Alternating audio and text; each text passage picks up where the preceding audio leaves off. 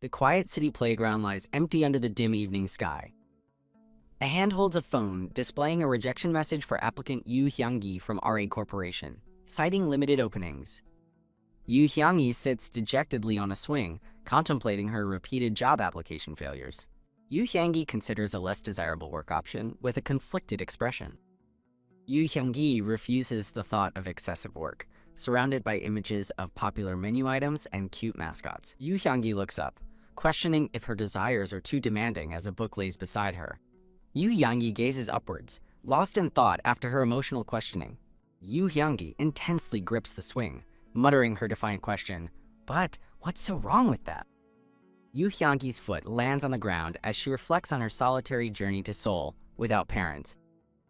Yu Hyang-gi pumps her legs, sending the swing soaring with energetic force.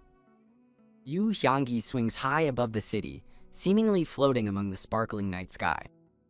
The playground is suddenly empty, as delicate petals drift downwards in a new, ethereal setting. A hand reaches out, surrounded by soft light and floating flower petals. Yu Hyang-gi tumbles through a shower of petals, an expression of shock on her face. Yu Hyang-gi's eyes widen in disbelief as she exclaims, "Wait a second!" Still falling, Yu Hyang-gi cries out in utter disbelief, "You've got to be kidding!" Yu Hyang-gi's eyes close as the dreamlike sequence continues around her. A girl with long dark hair and traditional attire stands in a traditional courtyard, asking someone if they are okay. Yu Hyang-gi, now with green hair and traditional clothing, mumbles dazedly, questioning if she has died. The traditionally dressed girl looks down, startled by Yu Hyang-gi's sudden appearance and state. Yu Hyang-gi, with flying green hair, lets out a loud cry as she reacts to the other girl. A jarring impact or intense moment is conveyed through a vivid red background and a sharp sound effect. Both girls scream at each other in a heated confrontation before collapsing to the ground. Yu Hyang-gi clutches her head in pain as Chun-yang asks, "Hyang-dan, are you okay?"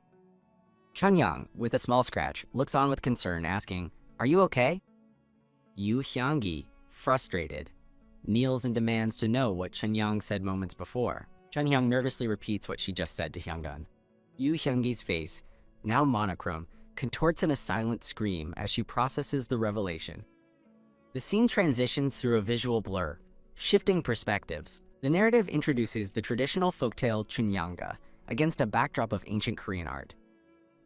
The tale unfolds, showing Chun-yang and Lee Mongryong falling in love, followed by images of trials they faced.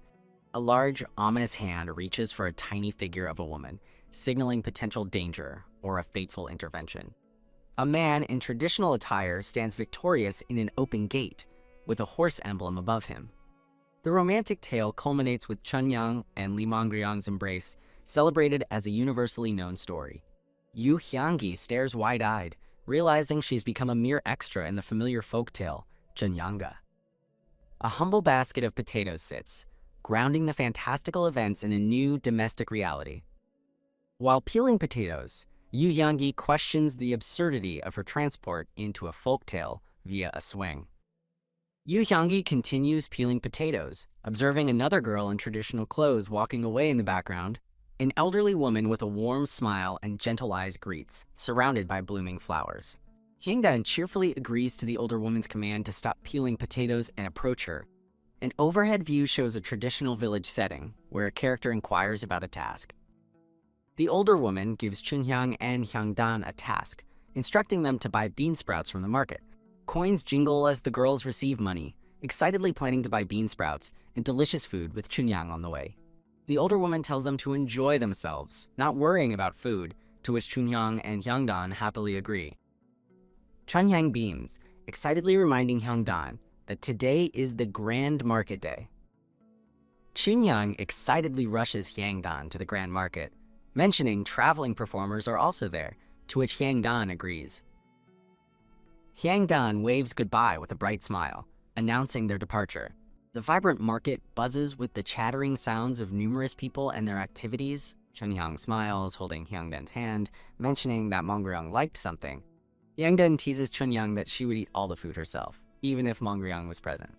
Chun-yang, laughing, declares she would only allow Mongryong a single bite.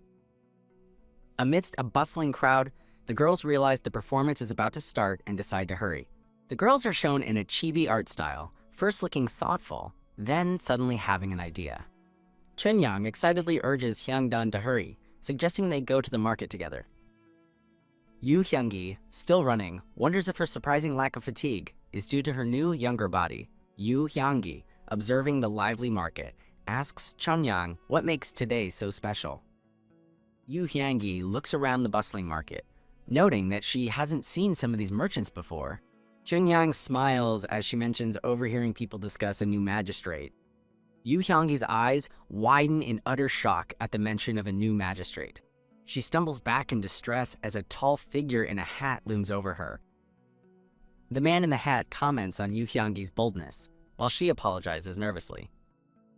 A close-up reveals the man with long hair, red eyes, and a subtle smirk under his hat. Yoo Hyung-gi stares up, looking confused at the man in the hat. The man with long hair and red eyes is shown in a full portrait, an enigmatic smile on his face. Yoo Hyung-gi gazes around with a concerned expression as delicate petals drift downwards. Yoo Hyung-gi exclaims that the man is drop-dead gorgeous, clearly enamored.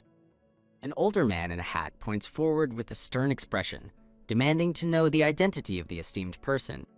The man with the red eyes stands next to Yoo Hyung-gi, who looks unimpressed, while the older man in a hat watches them in the distance. Yoo Hyung-gi looks up at the man, contemplating whether she should do something.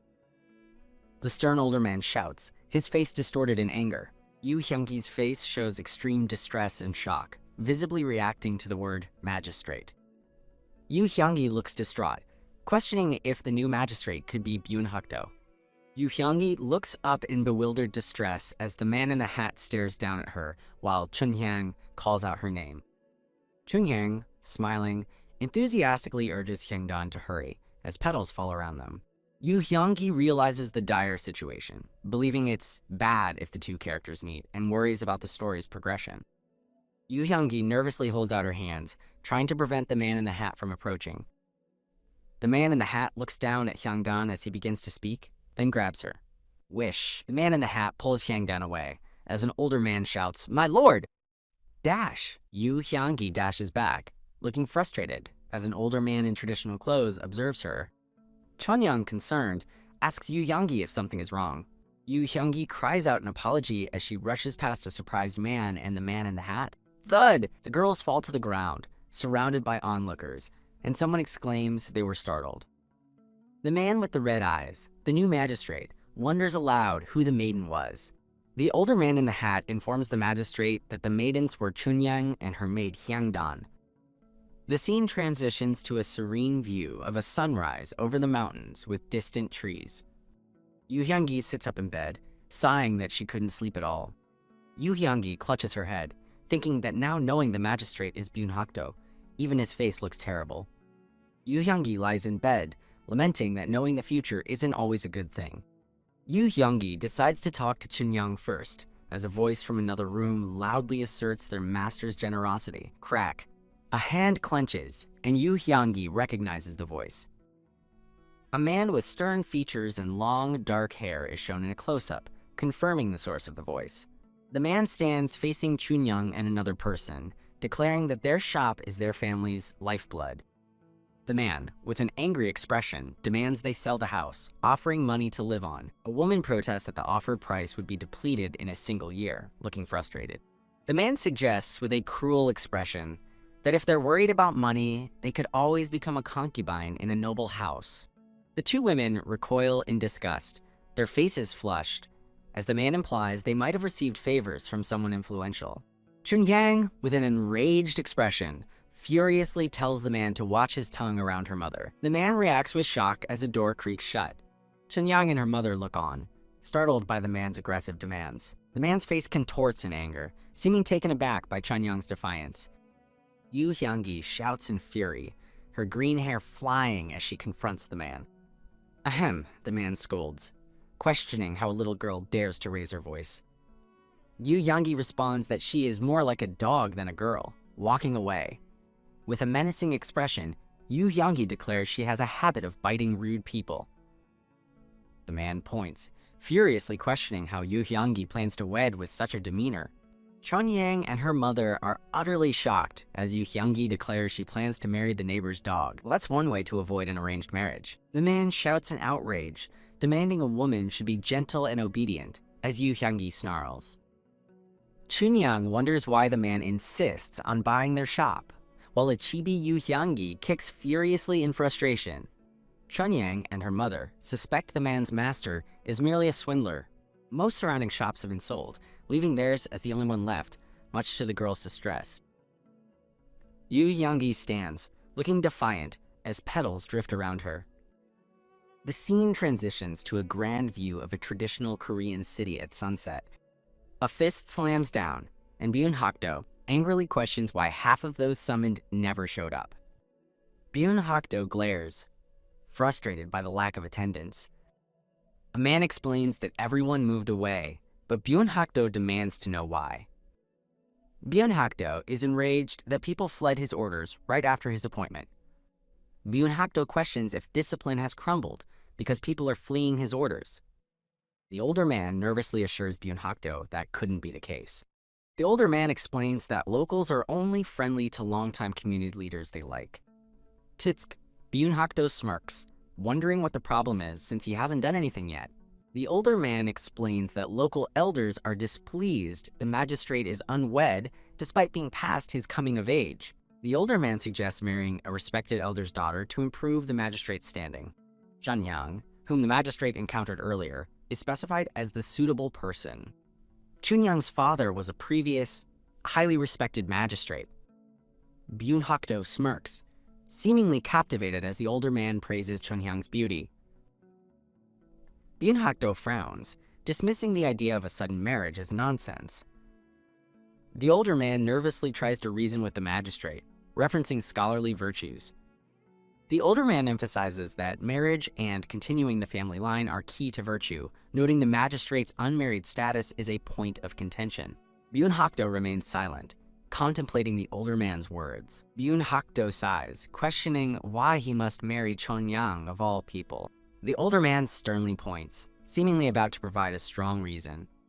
The older man lists increasingly ridiculous and numerous family obligations until Byun Hakdo furiously yells, "Enough!" Byun Hakdo acknowledges he understands the point, but still seems hesitant. Byun Hakdo smirks, questioning how a respected man like Chunyang's father could have a daughter with someone other than his wife. The older man awkwardly explains that noblemen comfort unfortunate women, implying Chunyang's mother was a concubine. Byun Hakdo dismisses the suggestion, questioning how marrying such a person would change anything. The older man bows, affirming his stance to the magistrate. The older man asserts that marrying Chunyang would demonstrate Byun Hakdo follows the teachings of the sages. A bustling market scene shows people and stalls, bustling with activity. Byun Hakdo asks his attendants if word of his visit was sent ahead. The older man smiles, assuring the magistrate that everyone will come out barefoot to welcome him. Tusk, Byun Hakdo states he has no intention of marrying, but gaining the Namwon citizens' trust is his priority. The older man suggests they depart, and they begin to walk away. Byun Hakdo arrives, looking unimpressed by his new surroundings. A bright, sunlit view of a traditional Korean house and its peaceful surroundings. Byun Hakdo learns the popular tavern is the most renowned in the area. Byun Hakdo walks with the older man, a pensive expression on his face. The older man shouts loudly, demanding identification from those present. The older man assumes no one heard him and tries shouting for announcement again, as Byun Hakdo observes. Yu Hyungi feigns surprise about the magistrate's arrival, with Chunyang's mother beside her. Byun Hakdo looks confused, seemingly recognizing Yu Hyungi from their previous encounter. Whistle, Byun Hakdo arrives, stating he has finally met her. Yu Hyungi glares, verbally assaulting Byun Hakdo and calling him a perverted bastard. Chunyang's mother asks Yu Hyungi to clarify what she just said. Chunyang's mother expresses concern, questioning if the new magistrate is dangerous. Yu Hyungi insists she saw the magistrate's face at the market and is absolutely certain of his identity. Yu Hyungi emphasizes that Byun Hakdo's intense gaze on Chunyang was far from a joke. Yu Hyungi dramatically recounts a terrifying vision of a roaring tiger while describing Byun Hakdo's intense gaze. Chunyang and her mother cower in fear, visibly terrified by Yu Hyungi's vivid description of the magistrate. Chunyoung, unaware of the peril, happily states that she has a fiancé. Yu Hyanggi looks utterly exasperated by Chunyoung's naive response. Yu Hyanggi questions if a high-ranking magistrate would care about Chunyoung having a fiancé. Chunyoung's mother expresses her wish for Chunyoung not to marry someone she doesn't want. Chunyoung's mother sighs, acknowledging their situation but wondering how they can possibly defy the magistrate's orders. Yu Hyanggi smirks, suggesting a simple plan to not directly obey his order. Snicker. Chunyoung looks surprised and confused, prompting Yu Hyanggi for more details. Yu Hyanggi laughs, announcing their plan to claim Chunyoung is bedridden with a cold. Ho ho! The older man furiously demands that the girl be brought to them immediately. Yu Hyanggi boldly asks if a servant couldn't convey the message instead of requiring the young miss. The older man tries to scold Yu Hyanggi, but Byun Hakdo intervenes, telling him to step aside.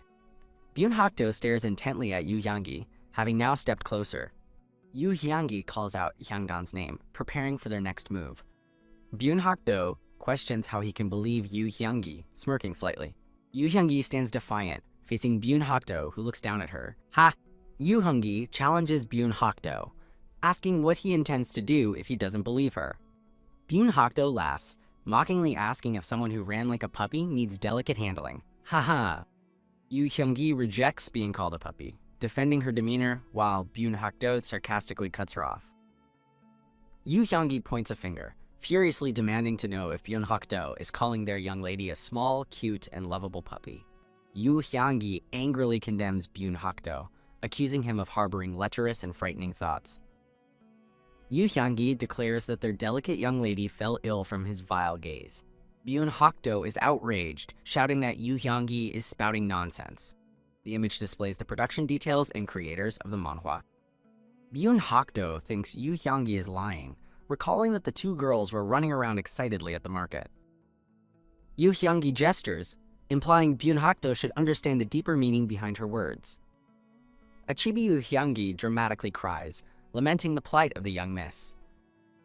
Byun Hakdo furiously shouts that he is being made a fool of, as the older man tries to calm his lord down.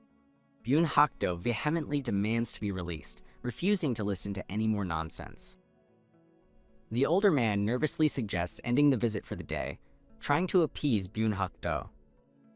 Byun Hakdo orders his attendants to escort him out immediately, still demanding to be let go. Yu Hyanggi, unfazed, reminds Byun Hakdo to watch his manners. Hyangdan responds in chibi form, looking distressed, while Yu Hyanggi stands casually. Chunyoung's mother questions if their defiance towards the magistrate is truly acceptable. Yu Hyanggi worriedly expresses her belief that Byun Hakdo is a pervert fixated on Chunyoung. Yu Hyanggi turns and walks away, declaring she will go peel potatoes as a way to avoid the escalating situation. A demon-like figure, representing a best counter, shields a distressed Yu Hyanggi and another young girl from fiery attacks. Yu Hyanggi glares with an angry, determined expression. Byun Hakdo and his attendants arrive at the house, loudly demanding someone come out. Byun Hakdo smirks, noting that Chunyoung's 5-day cold excuse should be over by now. Byun Hakdo displays an array of beautiful gifts he brought, confident Chunyoung will accept becoming the magistrate's wife.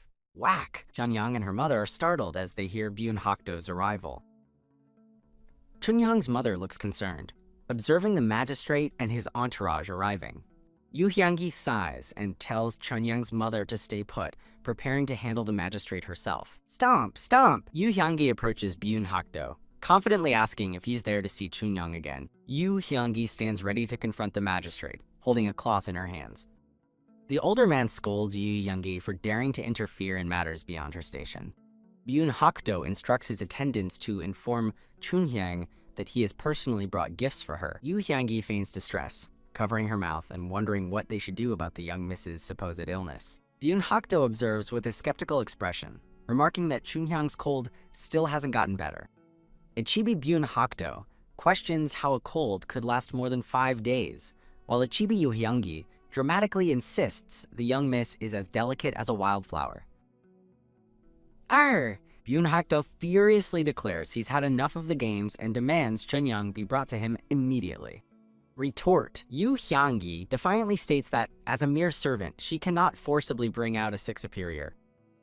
Yu Hyanggi's chibi form looks determined, while Byun Hakdo's chibi form expresses surprised annoyance. Byun Hakdo sighs in resignation, then asks if Yu Hyanggi supposes Chunyang will be better in another 5 days. Yu Hyanggi gestures dismissively, stating she's a servant, not a doctor, and wouldn't know when Chunyang would recover, leaving Byun Hakdo speechless. Grrr. Byun Hakdo looks to the side with a frustrated expression.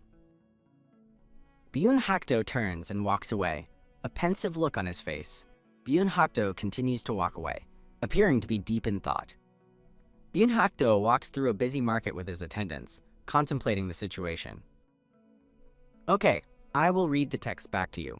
The scene shifts to a subtle visual of the top of Yu Hyanggi's head, indicating a moment of internal thought. Yu Hyanggi stares off with a serious, determined expression. The sky changes, reflecting a passage of time or a shift in the mood of the narrative. Yu Hyanggi stands with her arms crossed, accepting the situation with a resigned, "if you say so." Byun Hakdo expresses uncertainty about when Mongryong will arrive, stating he must protect Chunyang until then. The background shimmers with abstract lines, emphasizing Byun Hakdo's resolve to protect Chunyang. A stylized stained glass image depicts a man and a young girl holding hands, representing the ideal ending Byun Hakdo believes Chunyang deserves. Yu Hyanggi looks determined, clenching her fist. Byun Hakdo confronts Yu Hyanggi, directly asking if Chunyang is better today. Yu Hyanggi gleefully replies with a sparkling, "Nope," clearly enjoying her defiance. Whack! Byun Hakdo's eyes narrow in understanding. Then he forces a smile, acknowledging their challenge. Whoosh! Byun Hakdo turns to leave, announcing he will return in 3 days as Yu Hyanggi smirks knowingly. 3 days later, Byun Hakdo asks about Chunyang's condition, to which Yu Hyanggi replies her cold still hasn't gotten better. The next day, Byun Hakdo once again inquires about Chunyang, and Yu Hyanggi maintains that she is still sick. The day after that, Byun Hakdo asks again, and Yu Hyanggi curtly confirms Chunyang is still sick, highlighting the ongoing charade. Yu Hyanggi stirs a pot, seemingly preparing something, perhaps a new remedy. Yu Hyanggi looks annoyed, remarking that Byun Hakdo has returned early in the morning again. Yu Hyanggi coyly gestures, maintaining her act that Chunyang's cold is still persistent. Byun Hakdo stands with his attendants, appearing to conclude that Chunyang's illness must indeed be severe. Byun Hakdo smiles chillingly, declaring that, as the magistrate, he cannot simply stand by while Chunyang is sick. Yu Hyanggi looks surprised and steps back, asking what Byun Hakdo plans to do. Yu Hyanggi looks utterly disgusted, as Byun Hakdo cheerfully explains he asked a doctor how to treat colds and was told loach soup is quite effective. Byun Hakdo beams with a smug, satisfied expression. Yu Hyanggi is speechless and disgusted, as Byun Hakdo implies she can do this much for her beloved Chunyang. Yu Hyanggi, Byun Hakdo, and an attendant walk along a scenic stream, surrounded by rocks and trees, indicating a journey or passage of time. Byun Hakdo smiles serenely, enjoying the breeze and feeling quite pleased with himself. One of his attendants worriedly asks if this is truly okay, as Byun Hakdo glances back with a sharp, determined look. The attendant elaborates, noting that the valley's water must still be cold even in spring. Byun Hakdo smirks, dismissing the concern and stating that he was fully aware of the conditions when he came. His 2 attendants react with confused silence, not understanding his intentions. In a cute chibi form, Byun Hakdo declares that the arrogant fellow needs some cold water to come to his senses. An attendant nervously points out that if things go wrong, the person might catch a cold. With a sinister grin, Byun Hakdo reveals his true intent. That's exactly what he wants, so the person who always uses colds as an excuse can finally learn what it's like to fear catching one. A maniacal chibi Byun Higo cackles, declaring this will be a good learning opportunity, while his attendants look on in horror. Byun Hakdo's expression becomes serious as he thinks to himself, but sitting by the stream with his attendants, he impatiently wonders why the person sent for fishing tools hasn't returned yet. Sniff. Byun Hakdo suddenly catches a scent and mutters, "Damn it!" He grabs his head in frustration, shouting and demanding to know why he isn't back yet. A figure in the distance bows frantically, apologizing profusely. The figure's feet are shown as they explain they couldn't find what they were looking for. Splash, splash. Yu Hyanggi arrives with a fishing net and pole, cheerfully announcing it's time to get started. Byun Hakdo smirks at her, commenting that he thought she had run away. Yu Hyanggi laughs off his suspicion, playing innocent as Byun Hakdo looks on, annoyed. Yu Hyanggi pulls up her pant leg, announcing it's time to start fishing. Byun Hakdo looks down from a high rock and instructs Yu Hyanggi to catch 30 loaches, then cheekily declares that the three of them, himself and his attendants, will also catch 30 each. One of his attendants questions why they have to participate. Byun Hakdo turns, asking if they aren't in the same boat as him. With a menacing grin, he clarifies that the three of them will catch 30, implying Yu Hyanggi must catch the rest. While the attendants protest the unfairness, Yu Hyanggi asks Byun Hakdo if the arrangement is okay with him. Stepping into the water, she simply says, of course. In a sparkling memory, Yu Hyanggi and Chunyang declare that they can do anything for the lady. Byun Hakdo looks down, questioning if she can really catch 30, to which she confidently replies, yes. He smirks, noting it will take a while for her to do it alone. Yu Hyanggi beams, agreeing with him while secretly thinking how annoying his smirking face is. As Yu Hyanggi holds up a flimsy net, a chibi Byun Hakdo asks if she plans to catch loaches with just that, while she replies that she'll try, despite it being her first time. His eyes narrow as he turns away, telling her to do well on her own. Byun Hakdo orders his men to get started, but as they all wade into the water, they look down in confusion. Swipe, his eyes widen in shock as he spots something in the water. Whoosh! A net sweeps through the water with impossible speed. Snap! Yu Hyanggi leaps into the air, wielding 2 badminton rackets like a pro. Smiling brightly, she inspects her catch. She looks down at the net, which is full of rocks, and wonders what happened. Byun Hakdo turns, asking his men how they're doing. He sees one attendant struggling with a millstone, and the other sitting defeated in the water. Ha! He facepalms, muttering that he was a fool for trusting them. Chibi Byun Hakdo sneezes from the cold, then sniffling, decides to see how that guy is doing. Gasp! He stares in utter disbelief, exclaiming, that's! He's shocked to see Yu Hyanggi masterfully swatting loaches out of the air with badminton rackets. A large pile of caught loaches lies on the ground. Yu Hyanggi proudly poses, announcing she caught them all, while Byun Hakdo stands behind her, dumbfounded. Chibi Yu Hyanggi smugly thinks that if you're Korean, you've probably played badminton at least once. She happily skips away, musing that she must have caught over 30, leaving a speechless Byun Hakdo behind. Byun Hakdo stares blankly at the scene, wondering what he just witnessed as his attendants lie defeated in the river. Rustle, rustle. Chibi Yu Hyanggi happily gathers the flopping loaches into her basket. Shimmer. Announcing she's caught them all and is going to rest, Yu Hyanggi cheerfully runs off, leaving a trail of sparkles. While Byun Hakdo's attendant struggles to even stand in the cold stream, Yu Hyanggi walks away with her net. Clenching his fist, Byun Hakdo stares in disbelief, stammering, this. Yu Hyanggi triumphantly shouts that they'll be out soon, reassuring someone waiting on the shore. A delicious pot of loach soup is ready for dinner, perfectly seasoned and not too salty. Chunyang and her mother are thrilled to eat, with the mother praising Hyangdan's incredible cooking skills. Yu Hyanggi smiles, proudly declaring that making the soup was a piece of cake. Her mother looks up from her bowl, asking if Yu Hyanggi didn't go with the magistrate today. While serving more soup, Yu Hyanggi confirms that she did go with him. With a menacing grin, Yu Hyanggi adds that as far as she knows, he got home very, very safely. Achoo! Elsewhere, a loud sneeze echoes from within a traditional Korean house. An attendant peeks into a room, calling out to the magistrate. He finds a miserable, sniffling Byun Hakdo bundled in blankets and offers him some warm tea.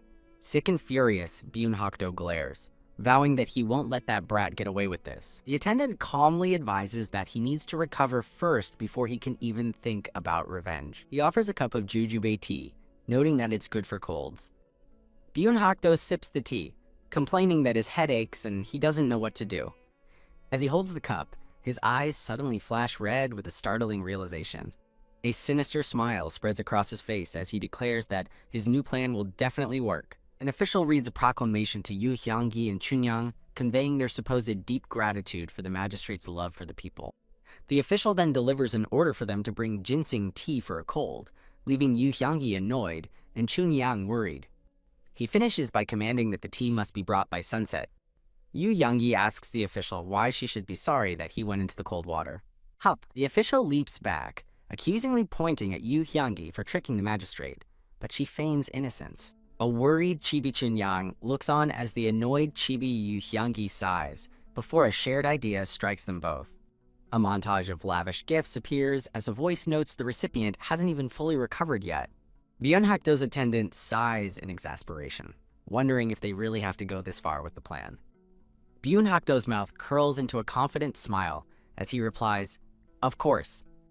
He strikes a pose on his bed, confidently asking if women aren't usually swayed by appearances. His attendant expresses doubt, questioning if a stubborn woman like Chunyang would fall for it, which offends Byun Hakdo. Byun Hakdo smugly folds his arms, claiming there's a secret known only to popular men. The attendant dryly agrees, while a chibi version of him privately thinks that he still doesn't understand his master after 20 years of service. Another attendant suddenly announces a guest has arrived, interrupting their bizarre planning session. Byun Hakdo quickly dismisses his attendant, who scurries away, leaving him to prepare for his visitor. The attendant gestures for the guest to enter the magistrate's residence. Yu Hyungi arrives with a bundle, observing that the magistrate's home is more modest than she imagined. A chibi version of her smugly thinks that, at the end of the day, a civil servant is still a civil servant. The attendant leads her down a corridor. The attendant silently worries about propriety, wondering if he should let a woman barge into the magistrate's room. Yu Youngi pays him no mind and slides the door open, announcing her arrival. As she presents the ginseng tea, Byun Hakdo greets her with a dismissive, "HMPH, you're here." Byun Hakdo reveals himself, striking a seductive pose with a flower in his mouth, attempting to look charming. Utterly unimpressed, Yu Hyungi stares back with a deadpan expression, sarcastically muttering, "Irresistible." Believing his charm is working, Byun Hakdo gazes at her with sparkling eyes and murmurs, "Chunyang." Her face remains completely blank, revealing his efforts have failed entirely.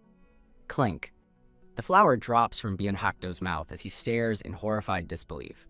Thrash enraged and humiliated, he throws a tantrum on his bed. Unfazed, Yu Hyungi kneels and states that she's only here because he ordered her to bring tea. Flush, hiding under his blanket, a flustered Byun Hakdo clarifies that he meant Chunyang, not her. Rustle. Yu Hyungi clutches her bundle, thinking his intentions are obvious and wondering if she should really play along with his act. She coolly states that besides, no one told Chunyang to come either. Whoosh! Inside a private room, a frustrated Byun Hakdo complains that no one does their job properly. As Hyangdan announces her departure, a tiny chibi version of herself giggles mischievously behind a pot. It's Byun Hakdo, his red eyes glaring with startling intensity as he stops her from leaving. He commands her to sit back down, stating that he has some questions for her.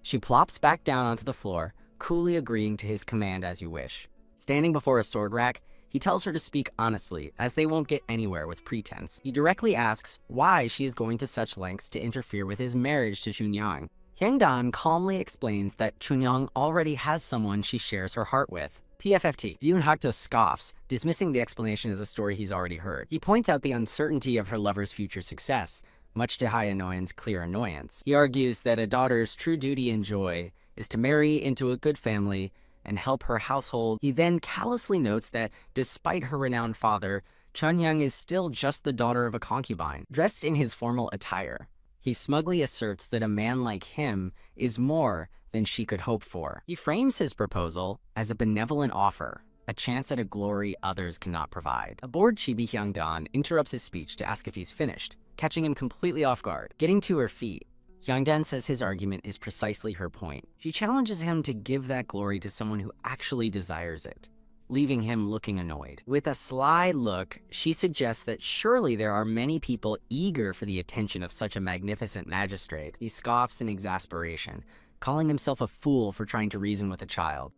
She retorts that Chunyang is even younger than her, further agitating the fuming magistrate. His eyes narrow dangerously as he accuses her of snatching away her sister's grand opportunity. He argues that through marriage to him, Chunyang's father would finally look after her. But Hyangdan cuts him off with a firm no. She turns her back and walks away, leaving him looking up at her, stunned. She fiercely declares that a father who only shows up for personal gain is worse than no father at all. He sneers, questioning her understanding of the duty between a parent and child. She shakes her head, agreeing that there is a duty between parent and child. She then asks what a child could possibly learn from a father who doesn't even uphold basic moral principles. As he reaches out, sputtering a protest, she takes another step away from him. Looking back, she states that marrying someone you don't love is no different than torture.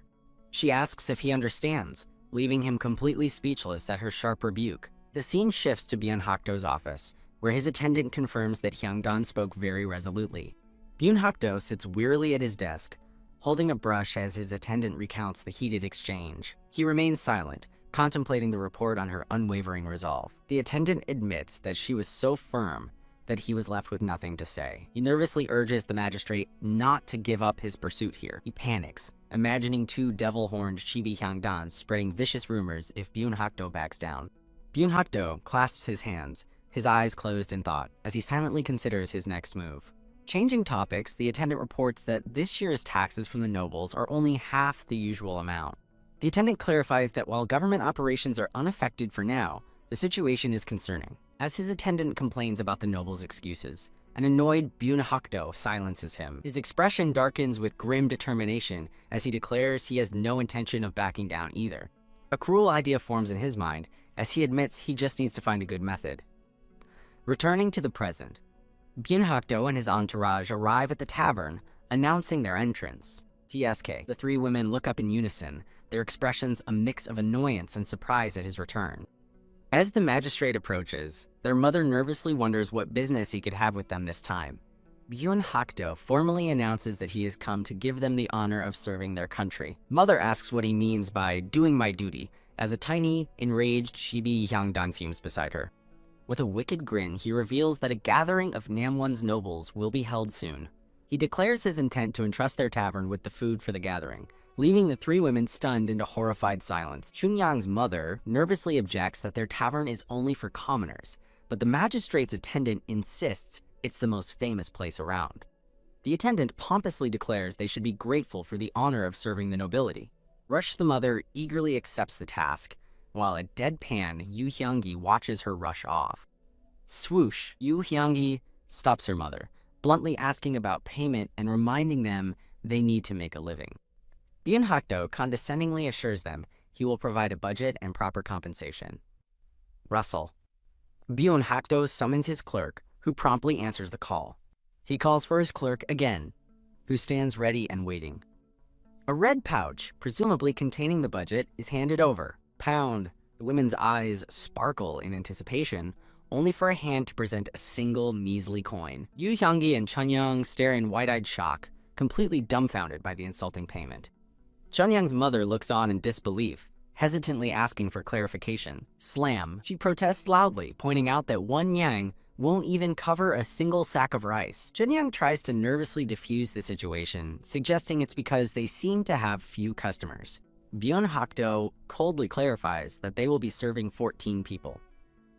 As Yu Hyungi seethes, she and the mother erupt in disbelief, questioning if it's even possible. Their outrage echoes as they continue to protest the impossibly unfair demand. A furious Chibi Yu Hyungi rages, demanding to know how she's meant to feed 14 people with 1 lousy nyang. With a condescending smirk, Byun-hakdo tells her that's a problem for her to solve. Smirk. He dangles a generous reward if she succeeds, but Yu Hyungi meets his gaze with a challenging smirk of her own. As her mother worries about serving scholars on such a meager budget, Yu Hyungi's expression turns calculating. His attendant feebly justifies the low budget, mentioning that this year's taxes were low.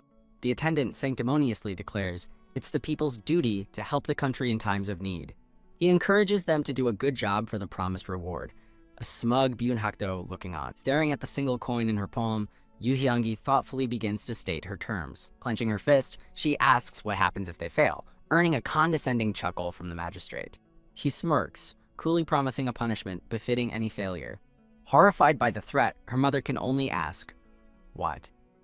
The mother begins to protest, but the three women slump in collective despair, defeated by the impossible terms. Gritting her teeth, Yu Hyungi declares she's had enough, as she and her family face the magistrate's group. Her composure finally shatters as she screams in pure outrage, "Isn't this too much?" Her furious shout hangs in the air, a raw accusation of the magistrate's blatant cruelty. Eek. While her outburst makes the attendant tremble, Byun-hakdo remains completely unfazed. Byun-hakdo raises a hand, silencing his startled attendant with a simple gesture. With a smug, world-weary expression, he dismisses her anger, stating, "That's just how the world works." Crack, he leans in, reminding her that there are other things she'd rather not do, like marriage. As her mother looks on worriedly, Yu Yangi clenches her fist, agreeing that the situation is completely unfair. While her mother frets that the budget is too small, Yu Yangi cuts her off with a determined, "I'll do it."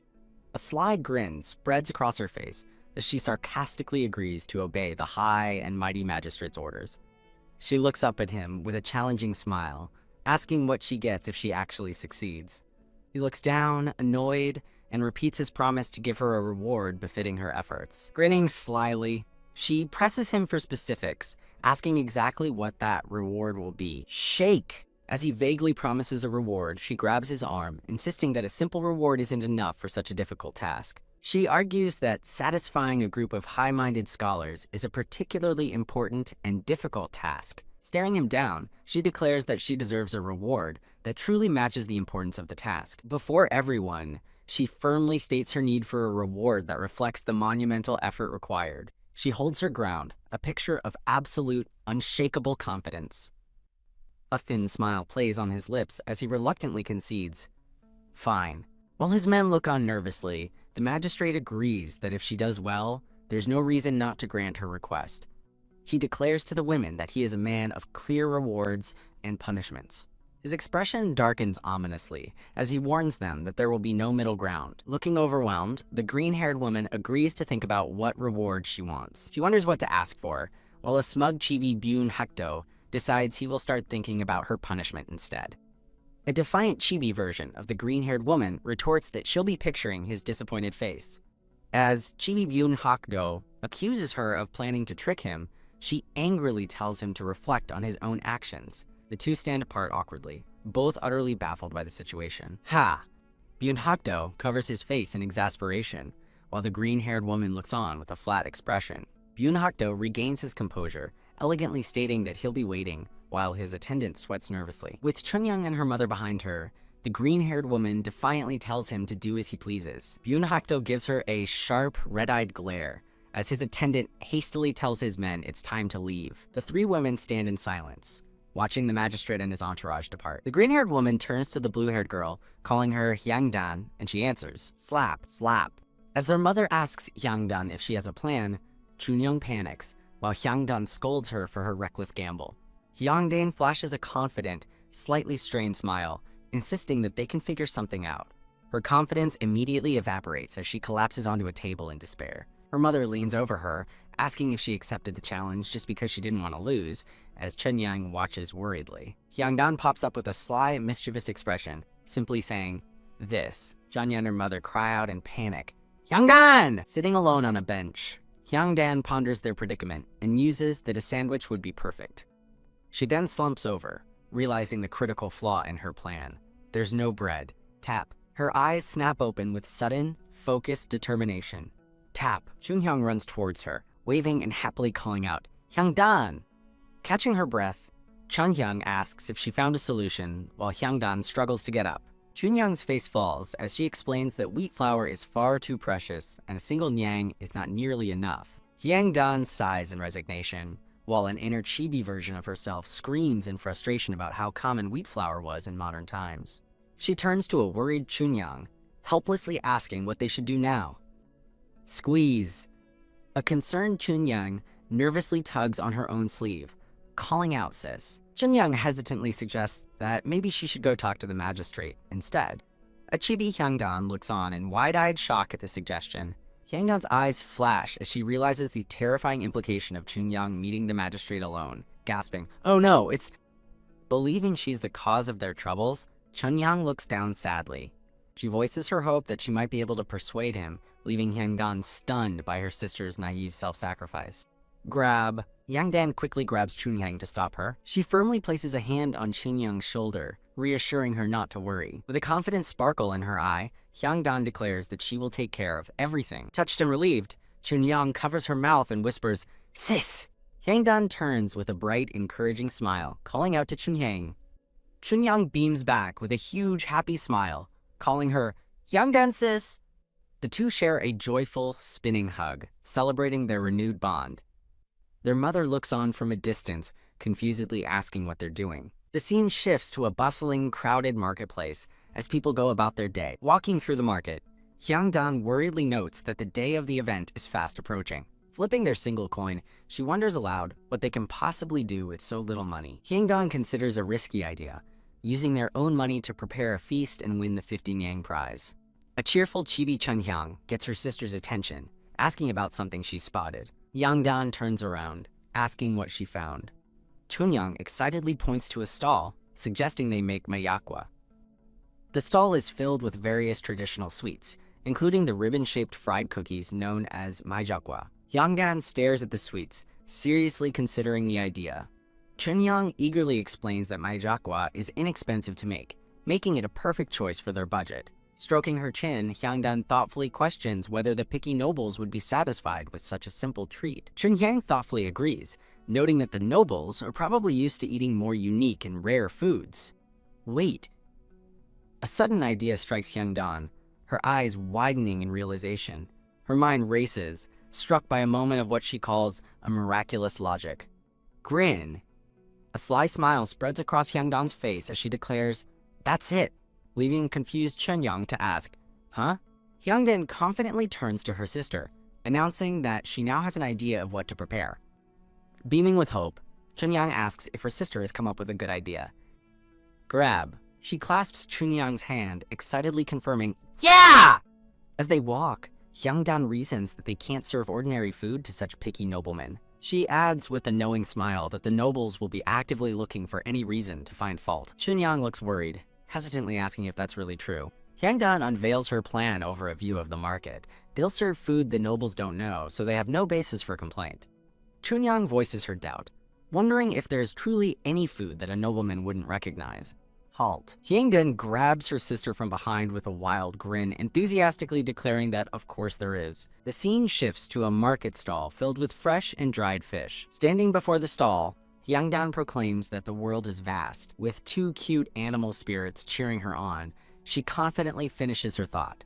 And there's a lot of food. A wooden spoon scrapes across a pot, stirring rice with a scrape sound, continuing the cooking preparations. Chunhyang, the blue-haired woman, stirs the pot, looking visibly concerned about the process. Chunyang, the blue-haired woman, calls out to her sister from inside the kitchen, believing the roasting is going well. Hyangdan, the green-haired woman, urges Chunyang, the blue-haired woman, to move faster to check the cooking. Chibi Hyangdan and Chunyang observe the cooking, with Chunyang noting the dark color and Hyangdan appearing thoughtful. Hyangdan, the green-haired woman, declares the dish is still not enough, motioning with her hand, while Chunyang, the blue-haired woman, looks weary as she continues stirring. Hyangdan, the green-haired woman, walks away, instructing Chunyang, the blue-haired woman, to roast the dish further. Chunyang, the blue-haired woman, looks deeply distressed and admits she truly doesn't understand the cooking process. Chunyang, the blue-haired woman, laments that the banquet is near, and she has nothing resembling food, with a crunch sound implying despair. A hand delicately sprinkles a final ingredient onto the food. Chunyang, the blue-haired woman, carries the now very dark dish, remarking that it's really black. A close-up on Chunyang's hanbok shows her gracefully moving. Yangdan, the green-haired woman, playfully asks Chunyang if she thinks it's ready. Chunyang, the blue-haired woman, places the tray down with jakbok and tak sounds, insisting that any more roasting will turn it into charcoal. A hand picks up a small, roasted piece from the tray with a suk sound. Hyangdan, the green-haired woman, tastes the roasted piece, her expression thoughtful. Chibi Hyangdan contemplates more roasting, while a Chibi Chunyang gasps in disbelief, questioning more. Hyangdan, the green-haired woman, laughs and admits she was just kidding, stating the dish is finally enough, much to a relieved Chunyang's surprise. Chunyang, the blue-haired woman, leans on the table, sighing in immense relief. Hyangdan, the green-haired woman, gently brushes something with a suk sound, telling Chunyang that good food requires patience. A Chibi Chunyang peeks over, accusing Hyangdan of idleness, to which Hyangdan replies, "Me?" Hyangdan, the green-haired woman, proudly reveals she was making seaweed chips, stunning Chunyang, the blue-haired woman, into wide-eyed shock. Hyangdan, the green-haired woman, smiles, affirming that seaweed chips are a great idea, as Chunyang looks at her with admiration. Hyangdan, the green-haired woman, considers something deeply. A basket full of crispy seaweed chips awaits, with an instruction to dry and then fry them. Chunyang, the blue-haired woman, looks surprised and attentive, resting her chin on her hands. Hyangdan, the green-haired woman, confidently declares that once someone tastes her cooking, they will crave more. A chibi Chunyang, with sparkling eyes, eagerly asks if she can try some of the food now. Hyangdan, the green-haired woman, sternly tells Chunyang that she cannot have any now but will get freshly fried ones tomorrow, making a swish sound as she stirs. Chunyang, the blue-haired woman, looks worried and asks if seaweed alone will be enough. Hyangdan, the green-haired woman, smiles widely, reassuring Chunyang that she has prepared many other amazing things. A peaceful sky is depicted with soft clouds, while distant sizzle sounds indicate cooking in progress. Chunyang, the blue-haired woman, and Chunyang's mother, the gray-haired woman, are in the kitchen, and Chunyang asks Hyangdan if everything she requested is ready. Chunyang's mother, the gray-haired woman, smiles with a hint of worry, acknowledging Chunyang's statement. Hyangdan, the green-haired woman, confidently declares everything is fine, while Chunyang, the blue-haired woman, looks slightly surprised. A close-up of Chunyang's eye shows a sweat drop as she internally comments on the situation. Mayajakwa pastries sizzle in oil, and a thought bubble asks if it isn't just a normal Mayajakwa, while another text bubble says, "Oh, I'm single." Chunyang's mother, the gray-haired woman, acknowledges that Mayajakwa is familiar and tasty, but her expression suggests reservations. Chunyang's mother, the gray-haired woman, questions if Mayajakwa isn't too common a snack for noblemen. Hyangdan, the green-haired woman, grabs a cooking tool and smiles, proudly proclaiming that this is no ordinary Mayajakwa. Hyangdan is shown stirring Mayajakwa in rice syrup, explaining that this is not how it's usually prepared, while Chunyang wonders what Hyangdan does on her days off.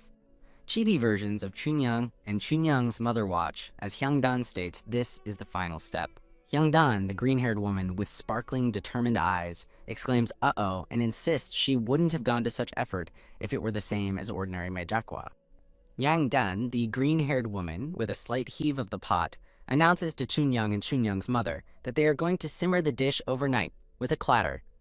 Chunyang's mother, the gray-haired woman, expresses concern that simmering overnight will make the dish too sweet. Hyangdan, the green-haired woman, cheerfully reassures Chunyang's mother not to worry, making a peace sign. Hyangdan explains they will let the fire die out naturally overnight for the simmering process. Chunyang, the blue-haired woman, realizes the plan, clapping her hands in understanding. Chunyang's mother, the gray-haired woman, agrees, understanding that the rice syrup will become more flavorful as Hyangdan looks pleased. Hyangdan, the green-haired woman, excitedly announces she has another secret. Hyangdan confidently tells Chunyang and Chunyang's mother that they possess a secret weapon. A large rock rests on stacked papers, representing the secret weapon that will silence even the magistrate. Chibi versions of Hyangdan, Chunyang's mother, and Chunyang enthusiastically agree to prepare everything by tomorrow. A grand traditional building stands under a deep blue night sky, indicating the passage of time. A foot in a white shoe lands with a distinct thud sound, signaling an arrival or quick movement. Hyangdan, the green-haired woman, Chunyang's mother, the gray-haired woman, and Chunyang, the blue-haired woman, arrive at their destination carrying numerous bags and announcing their presence. The light gray-haired man with dark blue hair and red eyes looks intensely determined, certain of his success. The light gray-haired man emphatically affirms his conviction, confirming his previous thought. The light gray-haired man smirks confidently with an audible SSIIK sound. A close-up of Hyangdan's mouth shows her gasping in shock with a sound, reacting to an unexpected event. Hyangdan, the green-haired woman, burdened with bags, energetically shouts for someone to come in. The light gray-haired man rests peacefully on a bed in a traditional room, covered in white garments. A close-up reveals the light gray-haired man's serene face as he sleeps. The light gray-haired man jolts awake, his red eyes wide with alarm, as a loud voice commands, "Come in." The light gray-haired man sits up abruptly, looking utterly surprised and questioning what is happening. The light gray-haired man stares, dumbfounded with wide, red eyes, still processing the sudden disturbance. The light gray-haired man remains seated and confused, asking again what is going on. The scene shifts to a serene traditional building, surrounded by lush, green gardens under a clear sky. Filtering sunlight accompanies a thought about someone being well-versed in scholarly pursuits. The men consider a figure at a distant gate, thinking such a person would be a good fit for their Namwon. Hyangdan, the green-haired woman, observes the distant traditional buildings and figures in the garden from a doorway. Hyangdan, the green-haired woman, looks startled as the light brown-haired man playfully leans in and asks if she is worried. Swish! Hyangdan, the green-haired woman, responds yes sir to the light brown-haired man. A close-up shows Hyangdan's lower body in traditional white and brown attire. The light brown-haired man asks Hyangdan if she wants to back out and to tell him now, while she looks at him with a smirk and asks, yes? The light brown-haired man with red eyes smiles slyly, his finger touching his chin. Hyangdan, the green-haired woman, smiles widely, a slight angry mark on her cheek. The light brown-haired man looks shocked and distraught as he hears a male voice from off-panel declare he has preparations to make. Tap tap. 2 pairs of legs, one in brown and one in black and red, walk across the green ground. The light brown-haired man looks on with a smile as Hyangdan, the green-haired woman, confidently states she prepared everything perfectly and will not give up. The light brown-haired man with red eyes smiles cunningly, asking Hyangdan why she is being so stubborn. Ha! Hyangdan, the green-haired woman, looks distressed, asserting that it's not stubbornness. A close-up shot focuses on the collar of Hyangdan's traditional white dress. A pair of feet in traditional white shoes stands on the green ground. Hyangdan, the green-haired woman, angrily asks the light brown-haired man, "Do you like me?" as he looks down at her. The light brown-haired man with red eyes stares wide-eyed and shocked, asking, "What is it?" A close-up shows the light brown-haired man's hand near his traditional attire. The light brown-haired man tells Hyangdan to stop following him if he doesn't like her, while a ferocious chihuahua appears and Hyangdan looks dismayed. Spit! Hyangdan, the green-haired woman, turns her back and walks away in a huff, while the light brown-haired man watches, visibly annoyed. The men in hats loudly exclaim how arrogant he is, as birds fly around a traditional building under a clear sky. An aerial view of a traditional village courtyard shows 2 women in white and dark gray traditional clothes sitting at a low table. The dark gray-haired woman eats a snack, while the blue-haired woman asks if Hyangdan is truly okay on her own as she eats a small dark treat. The blue-haired woman laughs joyfully, covering her mouth as sparkles float around her. The dark gray-haired woman, holding a small treat, muses that it's delicious but there's just too little. The blue-haired woman and the dark gray-haired woman sit together, smiling, sharing a pleasant moment. The blue-haired woman thoughtfully closes her eyes, considering something deeply. The blue-haired woman, in a chibi form, cheerfully declares her belief in her distressed sis. Delicate hands gracefully play a traditional stringed instrument, creating a serene atmosphere. A man with light brown hair expresses gratitude for everyone's attendance, mentioning he invited them due to their absence.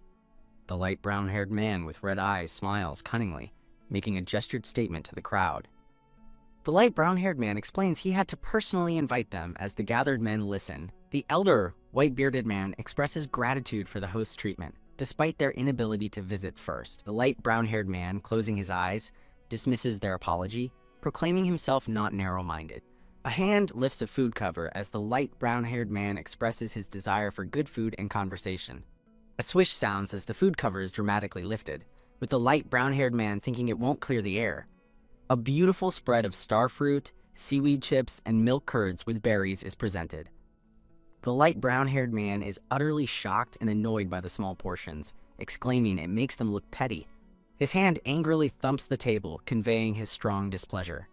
The furious chibi man plots revenge, feeling he's being targeted, while another man attempts to calm him. The light brown-haired man, visibly distressed, asks if something is wrong while other men observe him. The mustached man leans in, asking the troubled light brown-haired man, "What is the matter?" The light brown-haired man nervously faces the murmuring guests.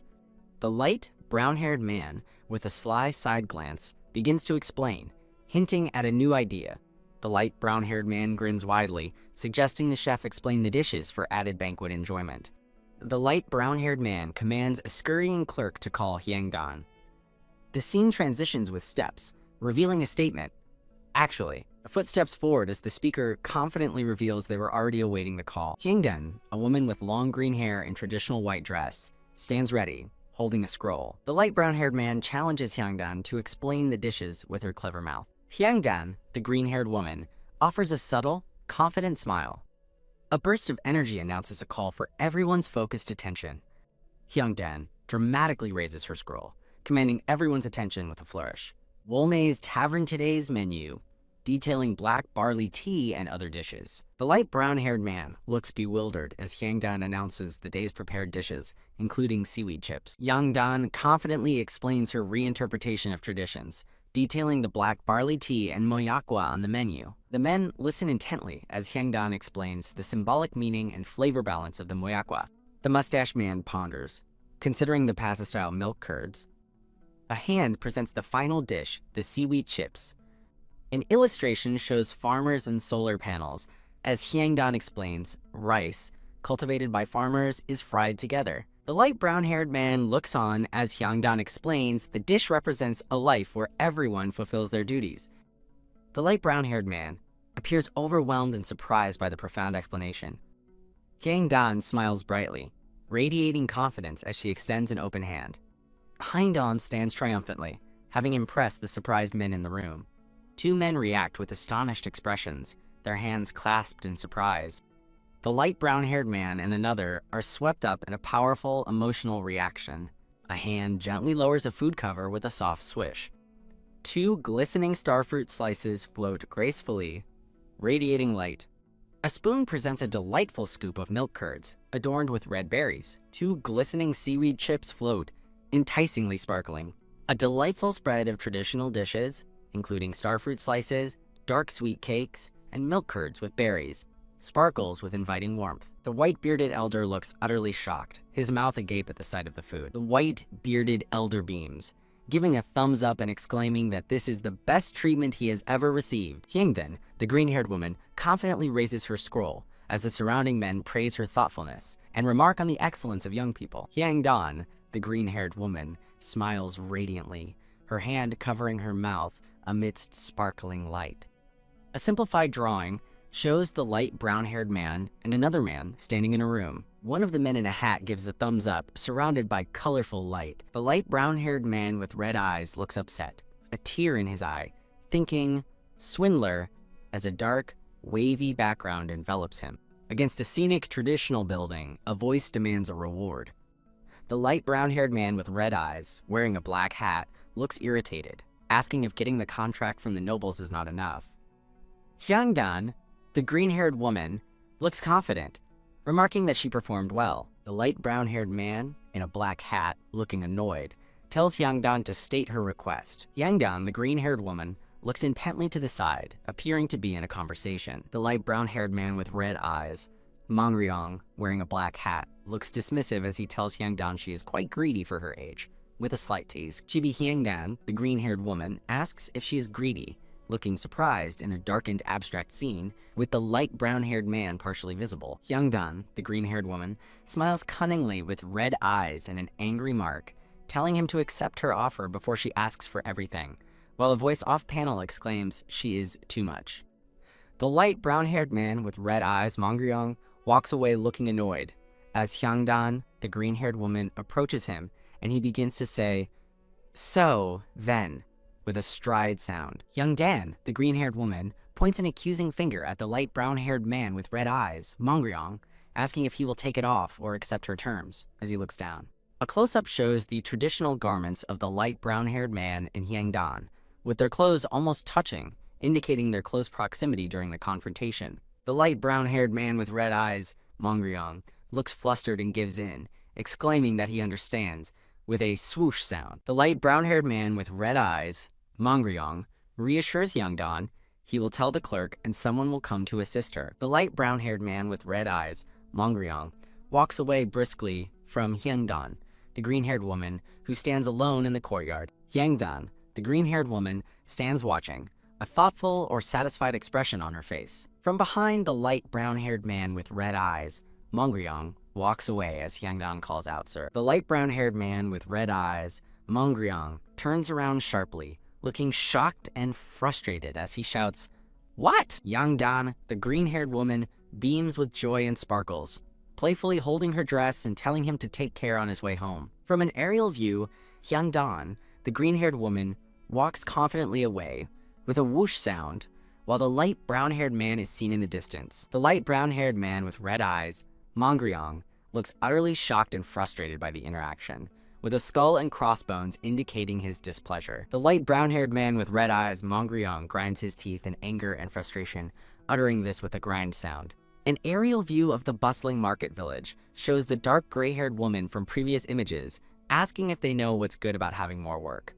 Hyangdan, the green-haired woman, looks serious and asks, "What is it?" The blue-haired woman, in a cute chibi form, declares her excitement about being able to buy snacks more often at the market. Chibi Hyangdan wonders if Mongryong won't recognize her because she's changed, while Chibi blue-haired woman vehemently denies the possibility. Chibi Hyangdan, smiling, humorously suggests she might have become too round. Hyangdan, the green-haired woman, points happily as the blue-haired woman eats a snack, listening to someone calling out, "Fresh herbs for sale."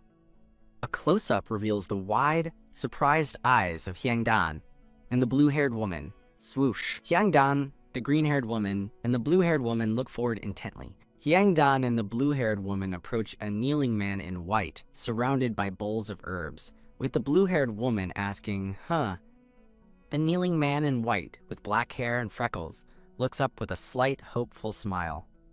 Close up on the kneeling man's hands and the various bowls of fresh green herbs and dried eggplant placed before him.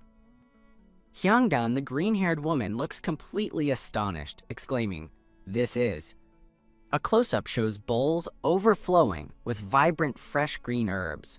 Hyangdan, the green-haired woman, points knowingly, asking if the item is dried eggplant. The kneeling man in white smiles, complimenting Hyangdan on her knowledge of herbs. Hyangdan, the green-haired woman, smirks slyly, crediting a good teacher, as she envisions two cute cat-like chibis in traditional clothes.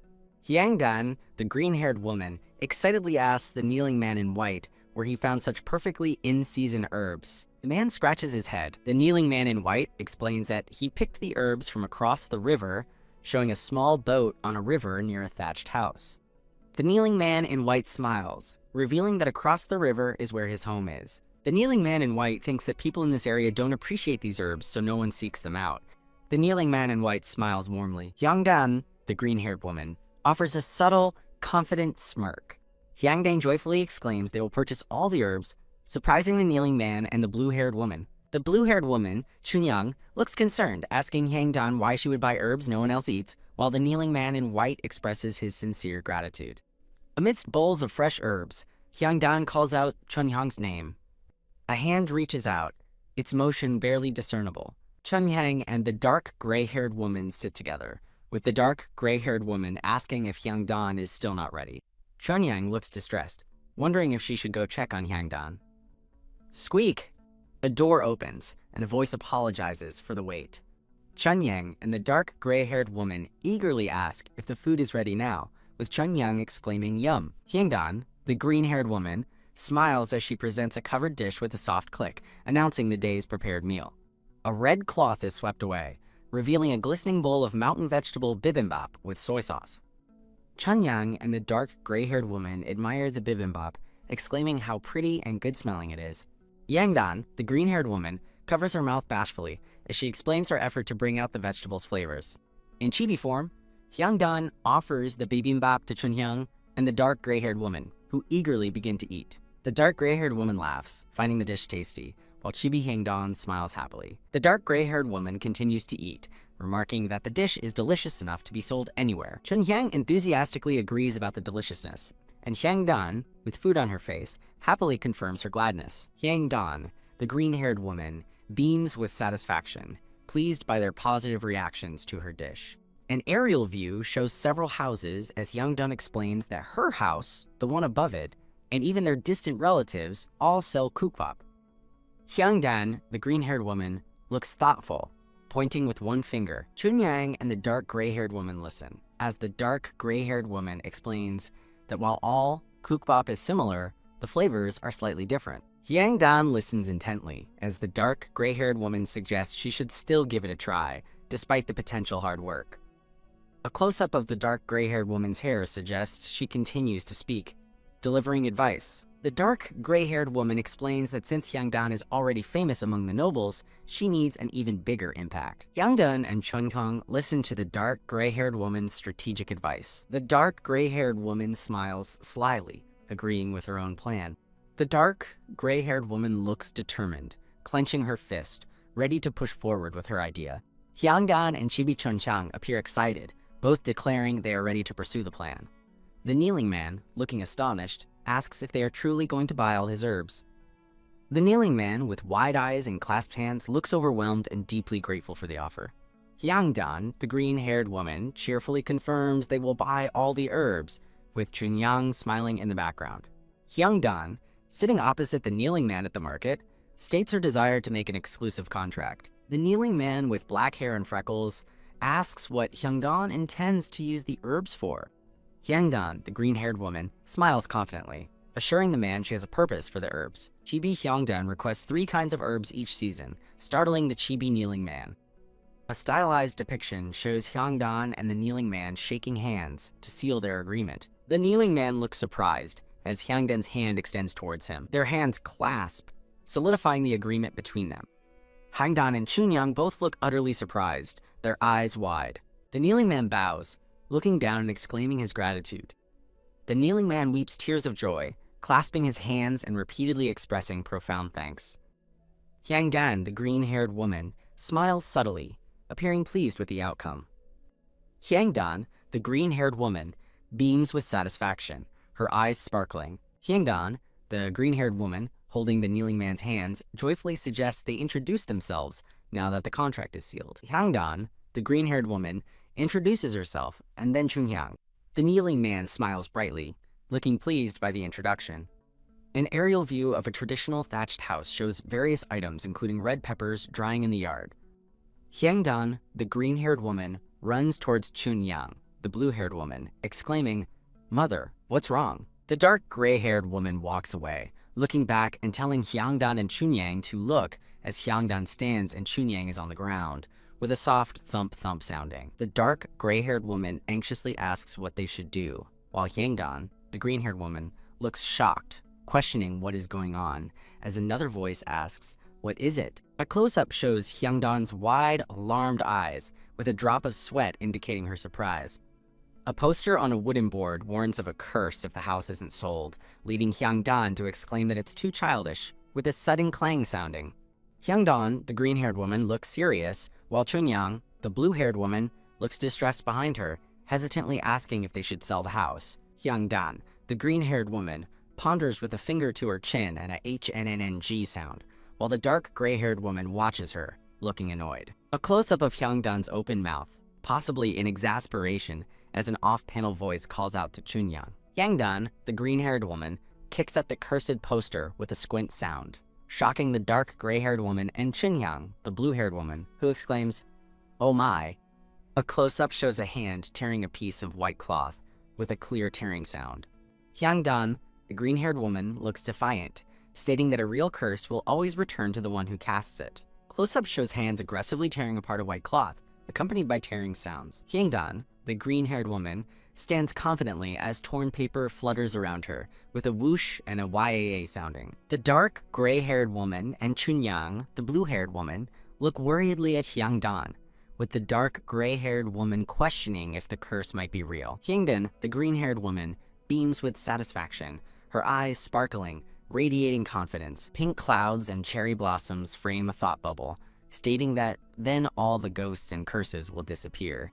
The bustling market scene is filled with men chatting and laughing, creating a lively atmosphere. 2 men sit on a bench, one enthusiastically agreeing with an off-panel statement. The dark, gray-haired woman smiles, announcing that 2 bibimbaps are served to 2 chibi men. A man with a white headband looks surprised, asking if the dark, gray-haired woman knew what they were going to order. The dark, gray-haired woman, with dark gray hair in a bun, smiles slyly, continuing her thoughts about the advantages. Chibi characters illustrate the dark gray-haired woman's points. One chibi eagerly wants to see their speed. Another chibi affirms their many customers and efficiency, while a chibi dark gray-haired woman warns they would be a nuisance if they went in now. Hyangdan, the green-haired woman, and Chunyang, the blue-haired woman, eat from bowls as Chunyang, the blue-haired woman, remarks that the peach tree branch seems to be working well. A vase of cherry blossoms sits in a sunlit room, as an off-panel voice notes that nothing bad has happened and they have more customers. Chibi Chunyang, the blue-haired woman, sparkles with excitement, while Chibi Hyangdan, the green-haired woman, looks skeptical, as Chunyang reveals the lucky charm is just water with vinegar and sugar, prompting Hyungdan to question this. Hyungdan, the green-haired woman, looks surprised, asking, huh? As Chunhyang, the blue-haired woman, tells her, I want to become like you, sis. A close-up shows Chunyang's hand placed over her chest, emphasizing her earnest declaration. Chunyang, the blue-haired woman, beams with determination and sparkles, expressing her admiration, while Hyungdan, the green-haired woman, looks taken aback. Chibi Hyungdan, the green-haired woman, declares she will do her best to Chunyang, the blue-haired woman, who responds with a confused, huh, yeah, sure? Chunyang, the blue-haired woman, dramatically collapses onto a low table, declaring that another day is ending with a plop sound. Chunyang, the blue-haired woman, sits tiredly on a bench as a voice from off-panel states, and that means with a thud sound. Hyungdan, the green-haired woman, smiles confidently, stating it is time to prepare for tomorrow's business. Chibi Hyungdan, the green-haired woman, assures Chibi Chunyang, the blue-haired woman, that she will handle the trimming so Chunyang can rest, accompanied by a thump sound. Chunyang, the blue-haired woman, kneels on the ground, appearing distressed and mumbling that she doesn't want to. Chibi Chunyang, the blue-haired woman, throws a tantrum with a thump and roll sound, loudly complaining about resting only 1 day out of 5 and wishing for more frequent rest. A close-up shows Chunyang, the blue-haired woman, upside down, looking up with a surprised expression, asking, huh? The light brown-haired man, Mongryong, appears upside down, looking down at Chunyang, the blue-haired woman, who exclaims, Magistrate. The light brown-haired man with red eyes, Mongryong, sits near Chunyang, the blue-haired woman, who looks surprised, and he remarks that she is such a wild child. Chunyang, the blue-haired woman, sits politely, calmly informing the light brown-haired man that they are closed for today. The light brown-haired man with red eyes, Mongryong, stands with his arms crossed, looking thoughtful or displeased.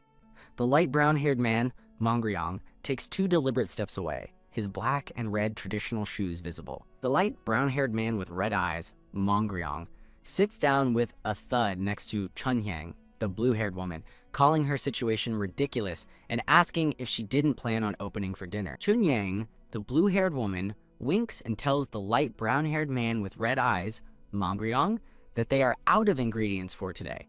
A close-up shows the intense red eye of the light brown-haired man, conveying that he is staring. The light brown-haired man with red eyes, Mongryong, sitting with Chunyang, the blue-haired woman, states he will get straight to the point and asks if she isn't tired of living like this. Chunyang, the blue-haired woman, looks pensive as the light brown-haired man describes her life waiting for her husband, who knows when he'll come. The light brown-haired man with red eyes, Mongryong, chuckles slyly, emphasizing that she has to work every day without rest.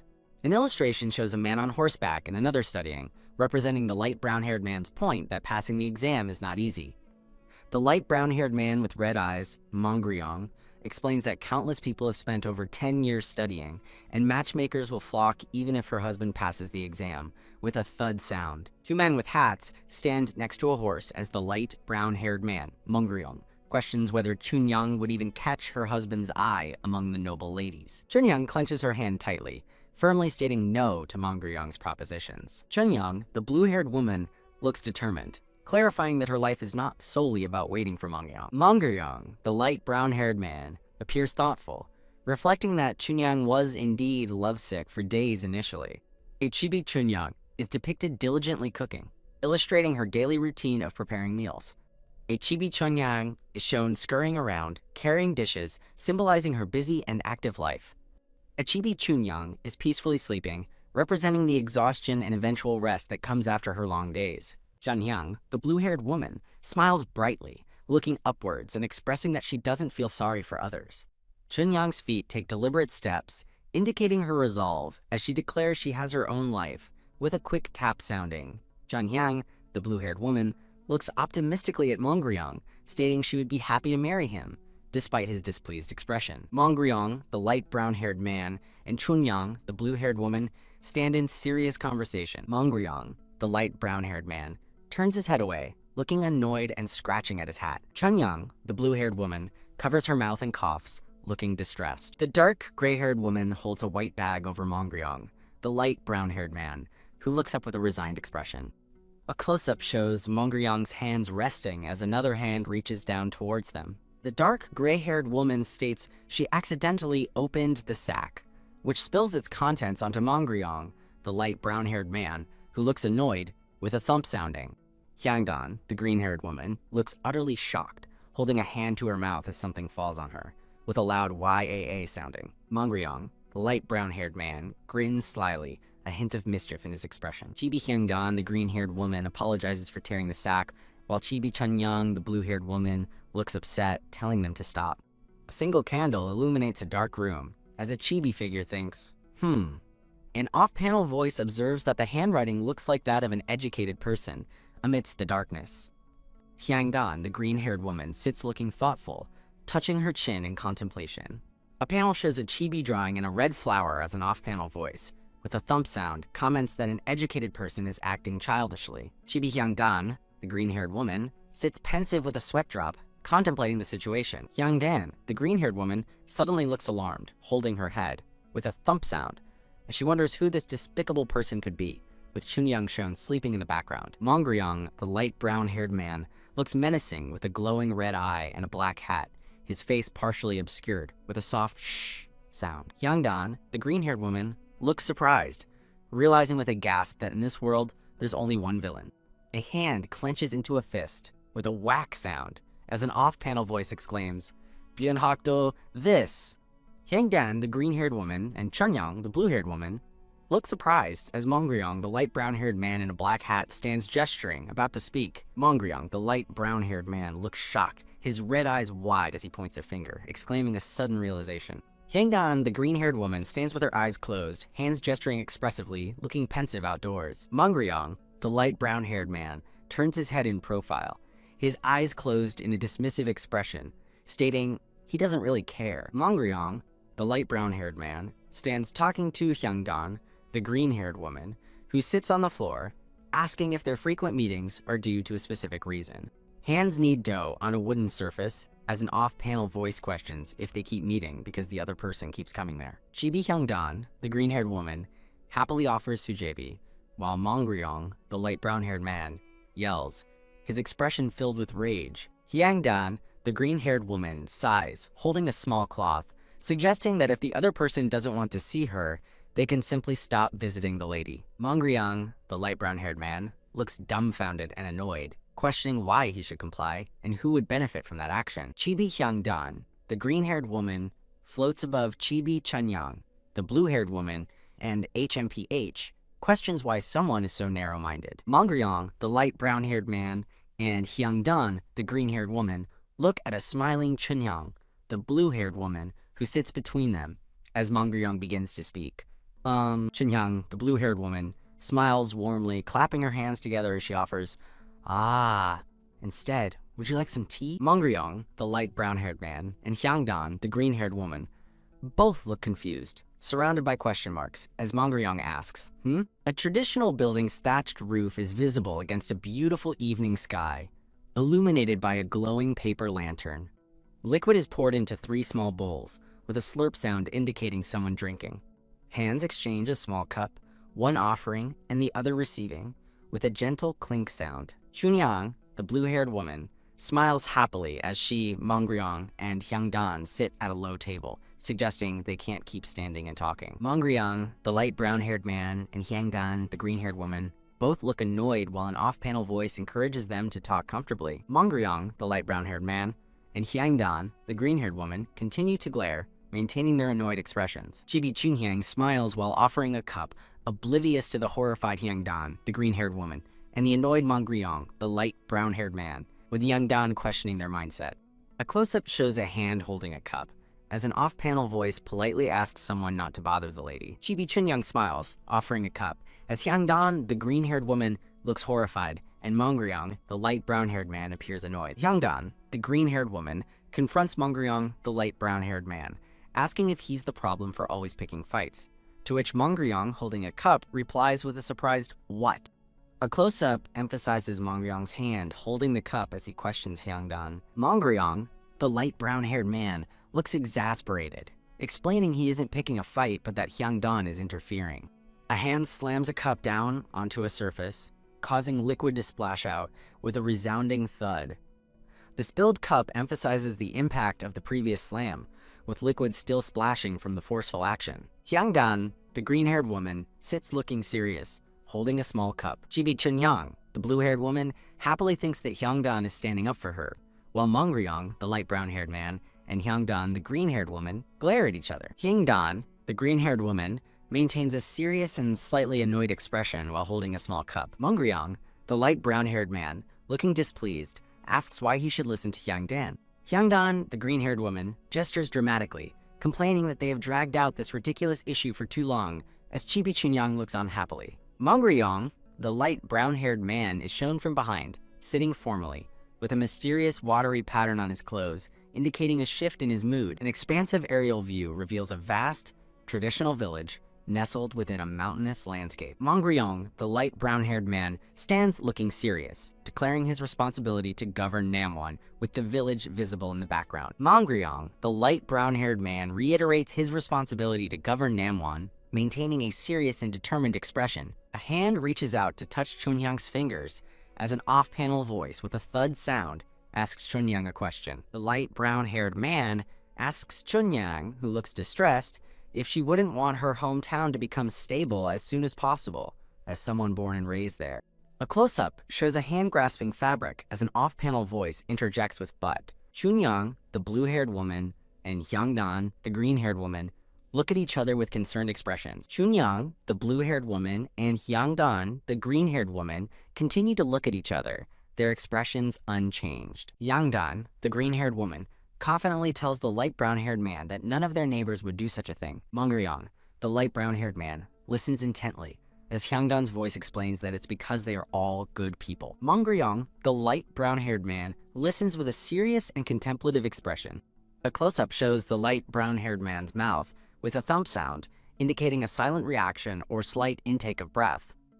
That's what she said. Mongryong, the light brown-haired man, throws his arms up in exasperation, loudly complaining if Hyungdan's words wouldn't make him angry, as another man looks on. The man with the black hat in a chibi panel loudly exclaims, "How can anyone be so vile?" with a thump and sniff sound, showing his indignation. The man with the black hat in a close-up vehemently states that they're obviously looking down on you. The man with the black hat stands pointing, reiterating his point that they're obviously looking down on you, while Mongryong, the light brown-haired man, sits with his back turned. Mongryong, the light brown-haired man, closes his red eye with an ugh sound, acknowledging Hyungdan's words, I know. Mongryong, the light brown-haired man, thinks that there's nothing he can say to that. Mongryong, the light brown-haired man, holds a writing tool, looking troubled and thinking that there's nothing he can say to Hyungdan's point, letting out a ha sigh.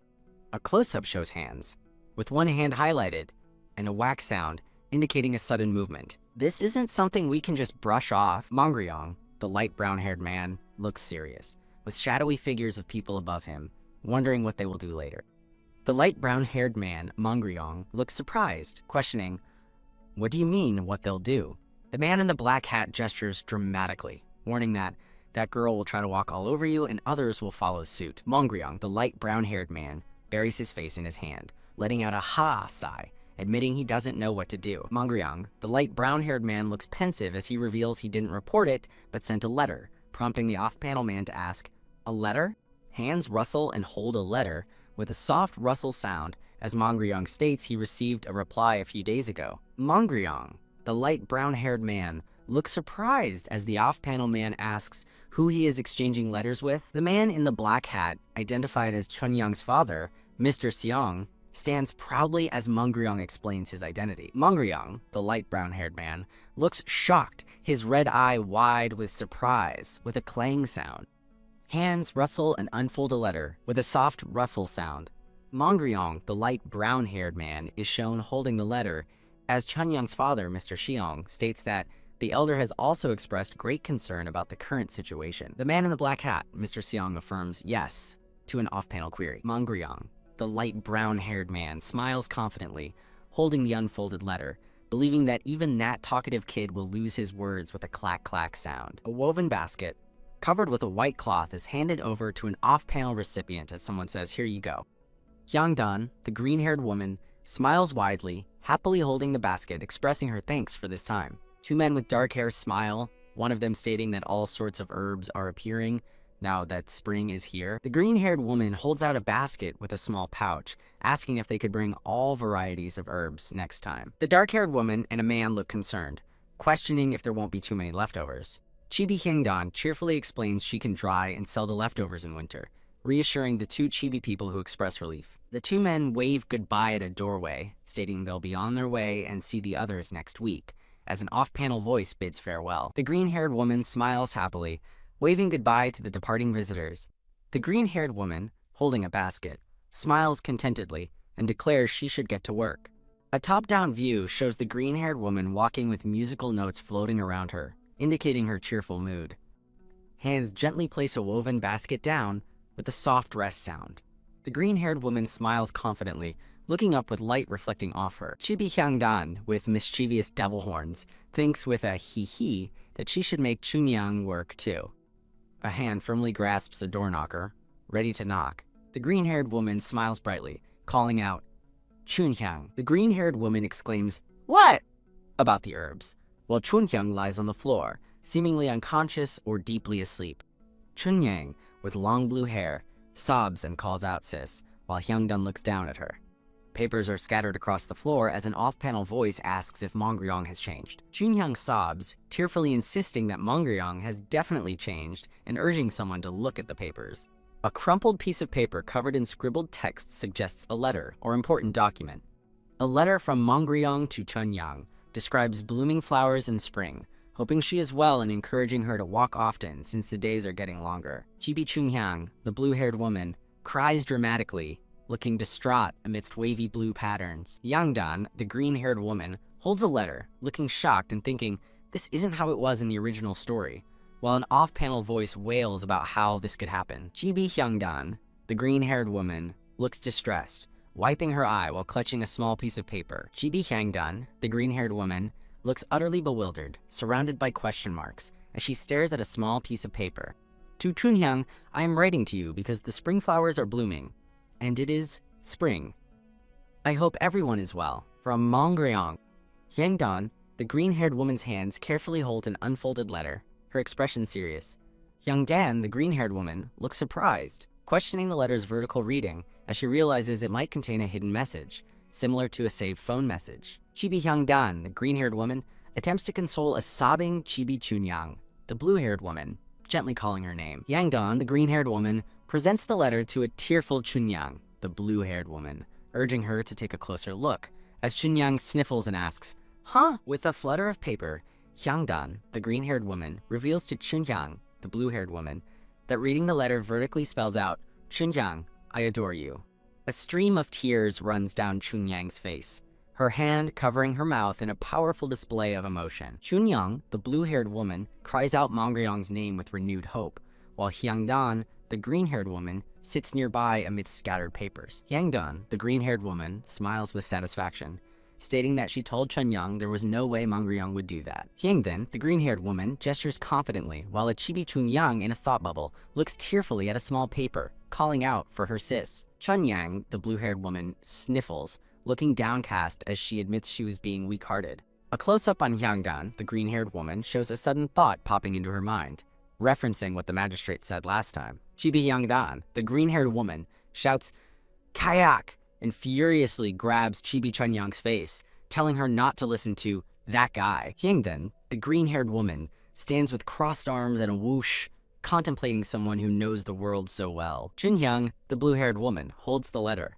looking surprised as she considers the truth of what was said. Hyungdan, the green-haired woman, points with conviction, asserting that the individual is merely a naive scholar who only knows the world through books. Pink cherry blossoms frame a beautiful, clear sky, with a thought bubble declaring, "The weather is so nice today." Hyungdan, the green-haired woman, stands with crossed arms, looking annoyed, asking what kind of trouble someone is here to cause this time, as Chunyang and another blue-haired woman look on nervously. Mongryong, the light brown-haired man in a large hat, stands with his arms crossed, looking thoughtful, while another man in a black hat stands behind him. Hyungdan, the green-haired woman, chuckles with a mischievous smile, amidst electric sparks, asking if all their visits so far haven't been personal. Mongryong, the light brown-haired man in a large hat, sighs, covering his mouth as he states he is not someone with that much free time. Hyungdan, the green-haired woman, grins widely at Mongryong, the light brown-haired man, who looks startled by her grab,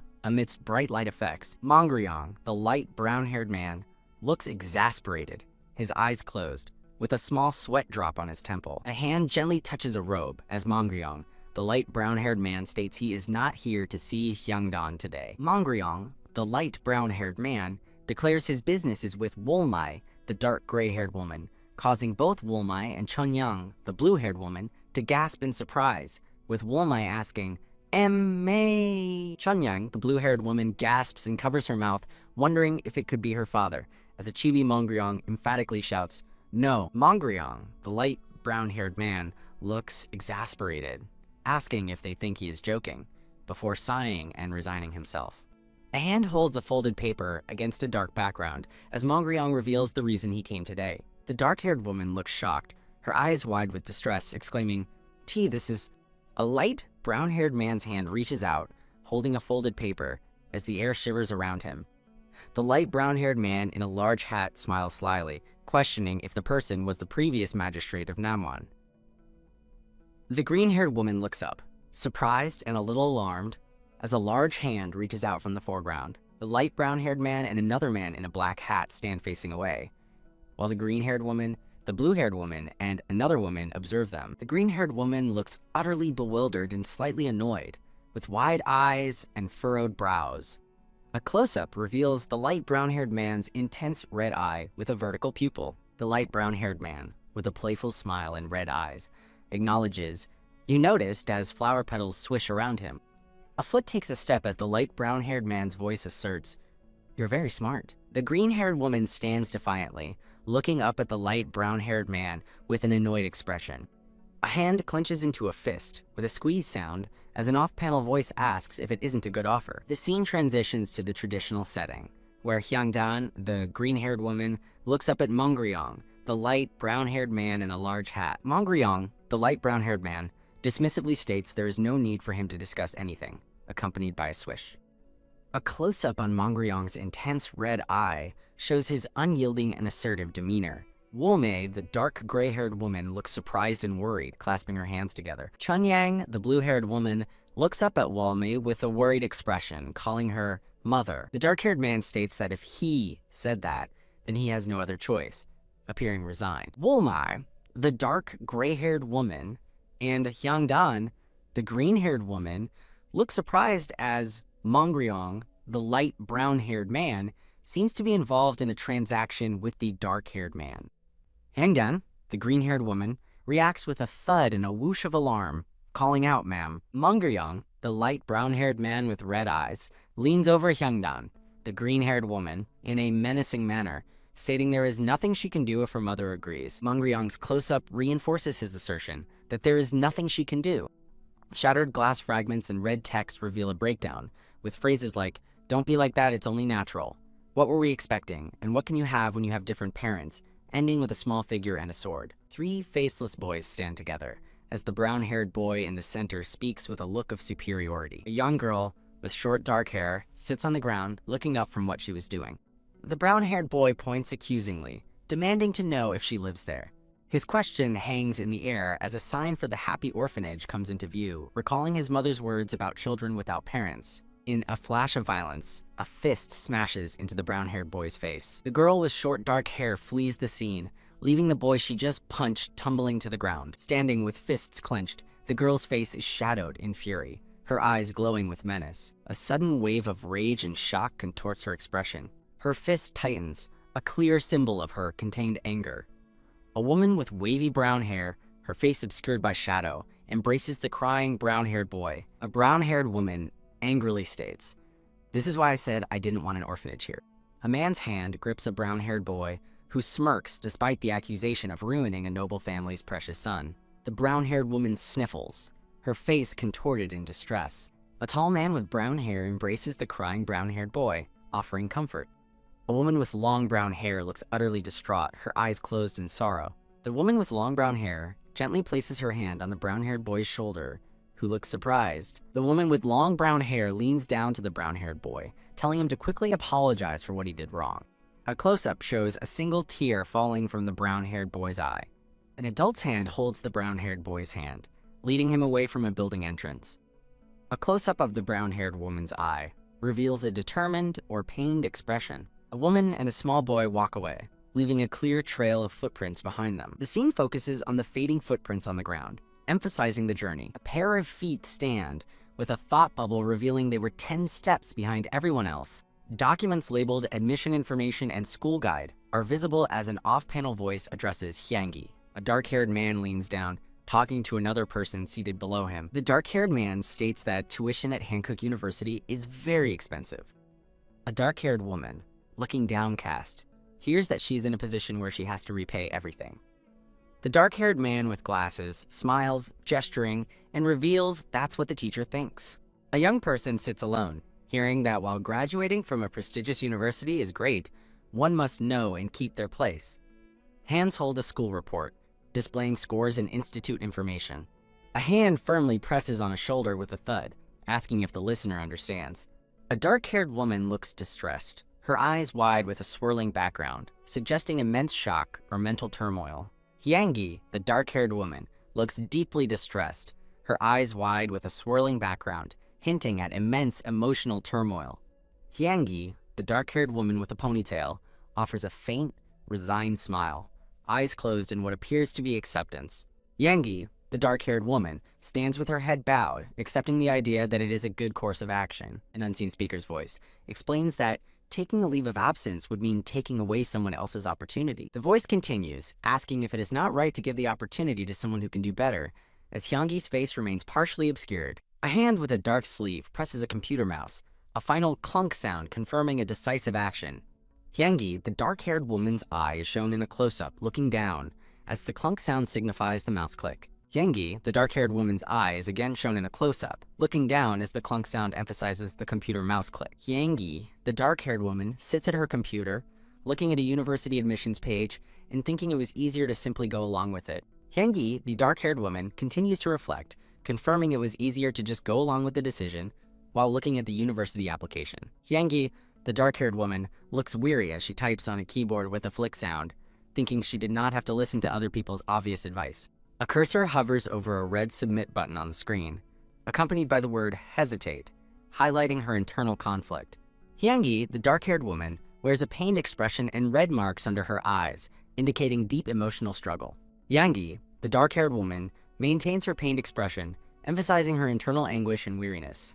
Hyanggi, the dark-haired woman, now depicted with blue hair, cries with her hand covering her mouth, showing profound sadness in a changed setting. Her hands hover over a keyboard, poised to click a submit button on a blue form, with a clunk sound indicating a reluctant but final action.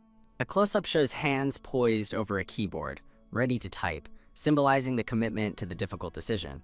A starry, ethereal background suggests a profound truth, stating that this situation won't change, even in the Joseon era, connecting past and present. Hyangdan, the green-haired woman, clenches her jaw tightly, a tense squeeze sound accompanying her determined expression.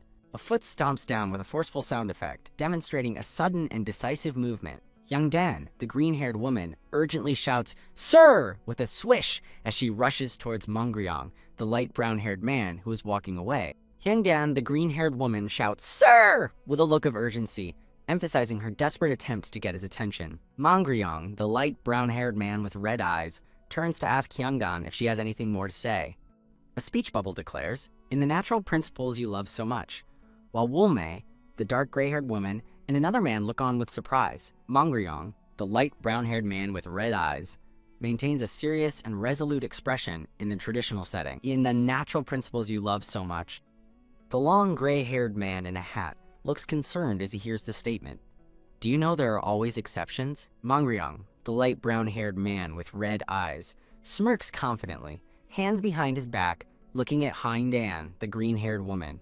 Even the sun rising and setting, even the moon waxing and waning. The artistic scene continues, asserting that everything has a rule, even the blooming and withering of flowers, emphasizing the pervasive order of nature. The traditional village is shown in a soft focus, fading view, suggesting a moment of reflection or transition. Mongryong, the light brown-haired man, leans down and looks intently at Hyangdan, the green-haired woman.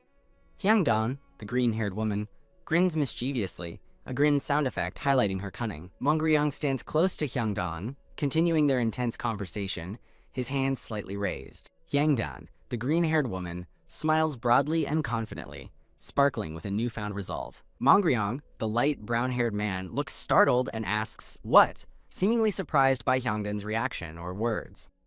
A hand points upwards with a sharp sound effect, conveying emphasis or a challenge. A speech bubble against a blue sky, reflecting on the natural principles that you spoke of, seemingly challenging Mongryong's earlier statement. Hyungdan, the green-haired woman, raises her arm defiantly in the traditional village, directly addressing Mongryong. The scene shifts to a peaceful garden, where a hand gently tends to a plant with a quiet swish. Hyungdan and a man with a white headband are seen gardening together in a field of flowers. The man asks Hyungdan why she made a bet with the magistrate as she works. He suggests explaining the situation, but Hyungdan gives a firm and simple no. Hyungdan explains that surrendering now would only make the magistrate more smug.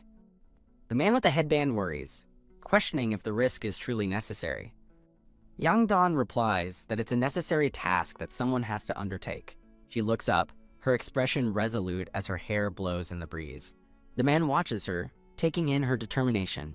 Hyungdan turns to him with a confident and reassuring smile. Moved by her words about helping each other in troubled times, the man is brought to a single tear. He stands up abruptly, enthusiastically offering his help, much to Hyungdan's surprise. He insists it's better to work together, and Chibi Hyungdan reluctantly admits he has a point. Hyungdan looks up at him, revealing she knows a very wise person who might be able to help. With sparkling eyes, she expresses her faith that this all-knowing person can solve the problem. She excitedly turns to the man, ready to seek out this wise individual. The man smiles warmly, telling her she already knows this person. A woman with dark hair tied in a bun appears, looking slightly flustered by the attention. Chibi versions of Hyungdan and the man gaze at the dark-haired woman with hopeful, starry eyes, declaring she knows everything. The wise woman humbly dismisses her knowledge as mere trifles before her arm is suddenly grabbed. Hyungdan clasps the woman's hand, her face a mask of desperate appeal. As the wise woman and the man look on in surprise, Hyungdan's desperate plea is palpable. The two look down with concern at the hands clasped between them. Hyungdan passionately begs the wise woman to share anything she might know, no matter how uncertain. The wise woman closes her eyes and smiles, taking Hyungdan's hands into her own with a calming presence. She begins to tell a story of a small cave hidden deep within the mountains. The tale continues, describing a divine herb, and introduces the story of a brother and sister. In a painted flashback, the two siblings are shown running from a ferocious tiger. They flee into a dark cave, only to find themselves trapped with no way out. Cornered and desperate, the children pray for help, and a hole miraculously opens in the cave's ceiling. Their mother, now a divine being, reaches down from the heavens to lift her children to safety. Returning to the present, the wise woman gently frames Hyungdan's stunned face with her hands. She forms her hands into a heart, explaining the story is about a bond, like that of a close brother and sister. Hyungdan smiles brightly, remarking on how fascinating the story is. The scene transitions, focusing on a hand holding a calligraphy brush above a scroll. In the evening, the magistrate sits at his desk, diligently writing. His brush moves gracefully across the paper, filling the scroll with characters. The magistrate's long-haired attendant enters the room and respectfully addresses him as Sir. The attendant announces Hyungdan's arrival, causing the magistrate to look up with a jolt of shock. The magistrate's eyes are wide with disbelief as he questions the news.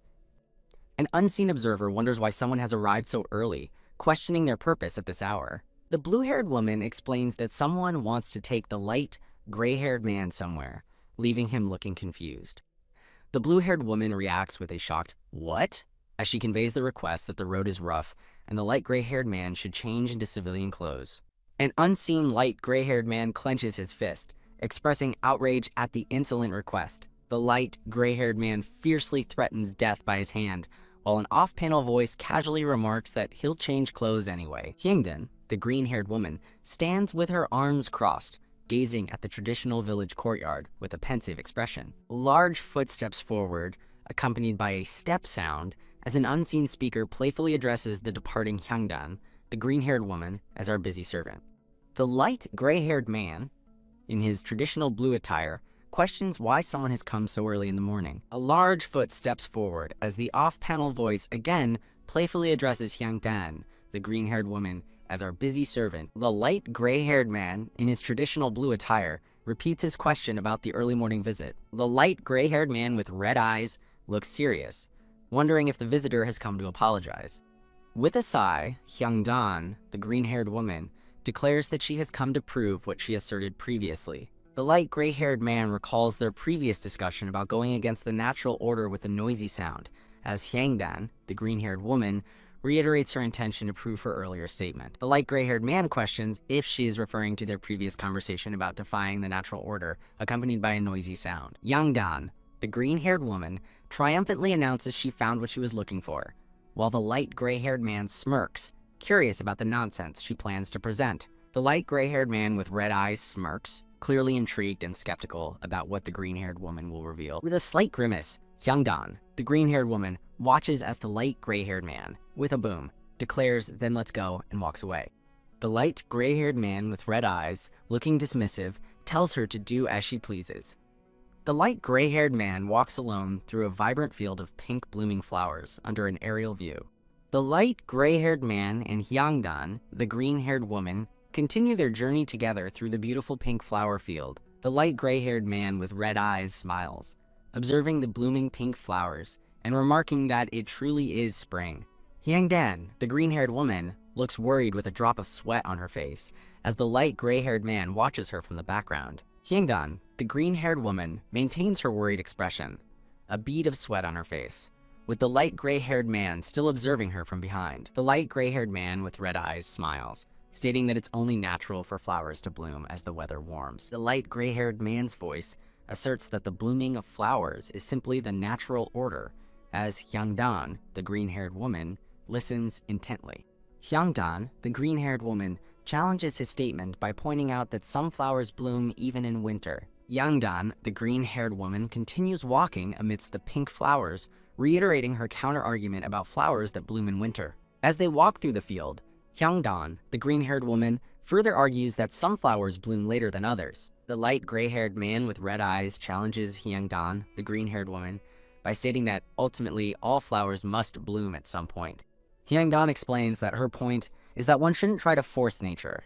Hyang-dan, the green-haired woman, and the light gray-haired man stand facing each other in the blossoming flower field, their gazes locked. Hyang-dan, the green-haired woman, and the light gray-haired man exchange an intense gaze, each reflecting on their discussion. A mysterious cave entrance appears in a rocky landscape, framed by falling pink petals, hinting at a new destination. They arrive at a cave entrance, and the green-haired woman indicates they are here. The light gray-haired man with red eyes questions if something like this was here as well. The green-haired woman questions if the light gray-haired man was unaware of such things because he was confined to his government office. With a sudden tap, the light gray-haired man places his hand on the green-haired woman's arm, stopping her. The light gray-haired man warns that it would be dangerous to enter without a light source. With a whoosh of alarm, the green-haired woman quickly refutes his assumption, exclaiming no. The green-haired woman clarifies her statement, saying it is easier to see when it's dark. The green-haired woman and the light gray-haired man stand hand in hand, looking at each other amidst a vibrant, blooming landscape. The light gray-haired man and the green-haired woman exchange intense gazes in a split panel. The green-haired woman, with a thump, questions if it is appropriate to hold a woman's hand like that. The light gray-haired man, looking exasperated, suggests the green-haired woman should reflect on her own actions first. The light gray-haired man angrily accuses the green-haired woman of acting foolish and disrespecting people, while she casually dismisses his words with a sniff. A hand reaches out as the green-haired woman asks if he is even listening, to which the light gray-haired man simply affirms. Hyang-dan, the green-haired woman, extends her hand, admitting she did everything wrong and asking someone to hurry and come to her. A white-clad foot takes a step on a rough, earthy surface.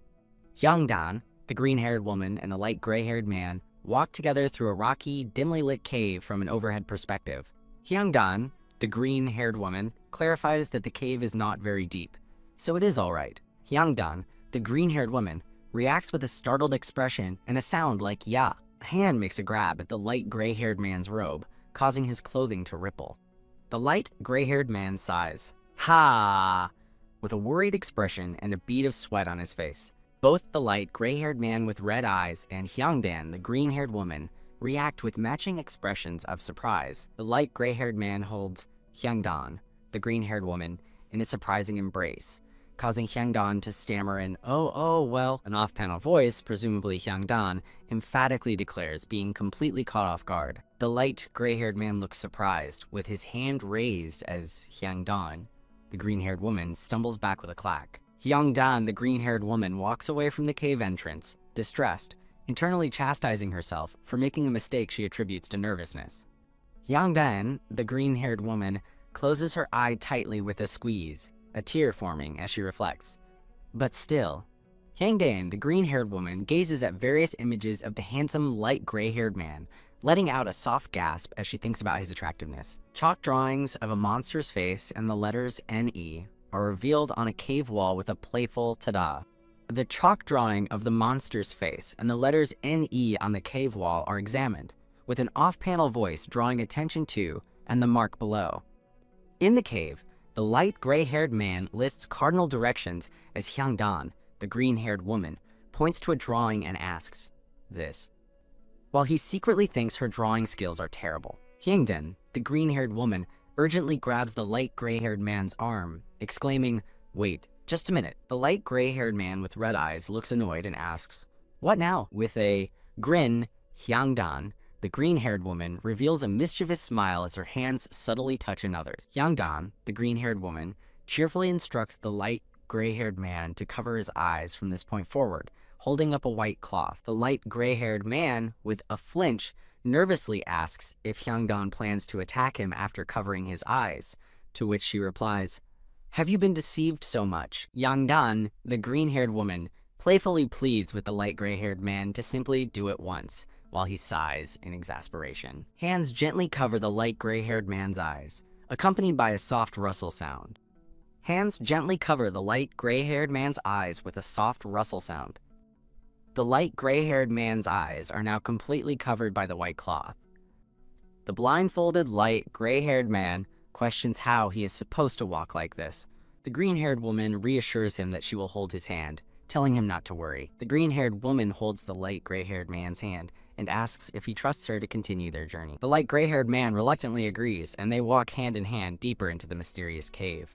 With a step, the green-haired woman reminds him of his previous statement about going against the natural order. The light gray-haired man confirms her point, looking up slightly with his blindfolded eyes. The green-haired woman begins a story about siblings who ran away from a tiger. The story continues, recounting how the siblings wished for a miracle while hiding in a cave. Their hands remain clasped together as the green-haired woman continues her story. The green-haired woman's story describes a mother who became a fairy descending from the sky, surrounded by glowing blue butterflies. As they walk further into the cave, surrounded by butterflies, the story concludes with the siblings ascending to become the sun and moon. The light gray-haired man reacts with surprise, noting that this version of the story differs from what he knows. The green-haired woman emphasizes that the important thing is that his current knowledge is not everything. With a rustle, the green-haired woman elaborates that the fact his experiences aren't everything is what matters, as she adjusts the blindfold. A close-up reveals the light gray-haired man's red eye, now sparkling with a hint of revelation. The scene transforms into a magical, brightly lit cave with white flowers and luminous butterflies, bathed in ethereal light. The green-haired woman gazes upwards, visibly amazed by the extraordinary cave environment. The light gray-haired man, with his blindfold partially askew, lets out a soft gasp in wonder.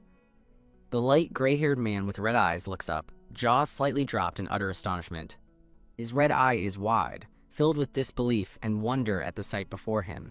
A crescent moon-shaped light illuminates the cave, and the green-haired woman declares this is where the moon rises, even during the daytime. The green-haired woman gestures, challenging him by asking if this is not what he truly desired. The light gray-haired man maintains a skeptical smirk as the green-haired woman watches his reaction. The light gray-haired man thinks to himself, dismissing this as merely the same crude trick as last time. The light gray-haired man and the green-haired woman stand side by side, facing the magical cave entrance. The green-haired woman states that if a flower grows by looking at that moonlight, then it is sufficient. The light gray-haired man admits, with a flinch, that he has never done anything like Chunyang and knows little about romantic relationships. The light gray-haired man with red eyes, with a T-esque sound, claims he cannot say much about romantic relationships. A close-up shows the light gray-haired man's hand clenching his clothes. The green-haired woman flashes a bright, beaming smile. The green-haired woman declares her desire to continue observing and protecting this wondrous sight. The green-haired woman playfully imagines the benefits of a handsome or well-built servant, with chibi illustrations. With a spin, the green-haired woman smiles and asks the light gray-haired man if he agrees with her. The green-haired woman's eyes widen with a hint of realization or surprise. The light gray-haired man appears flustered, asking if the green-haired woman finds him touching.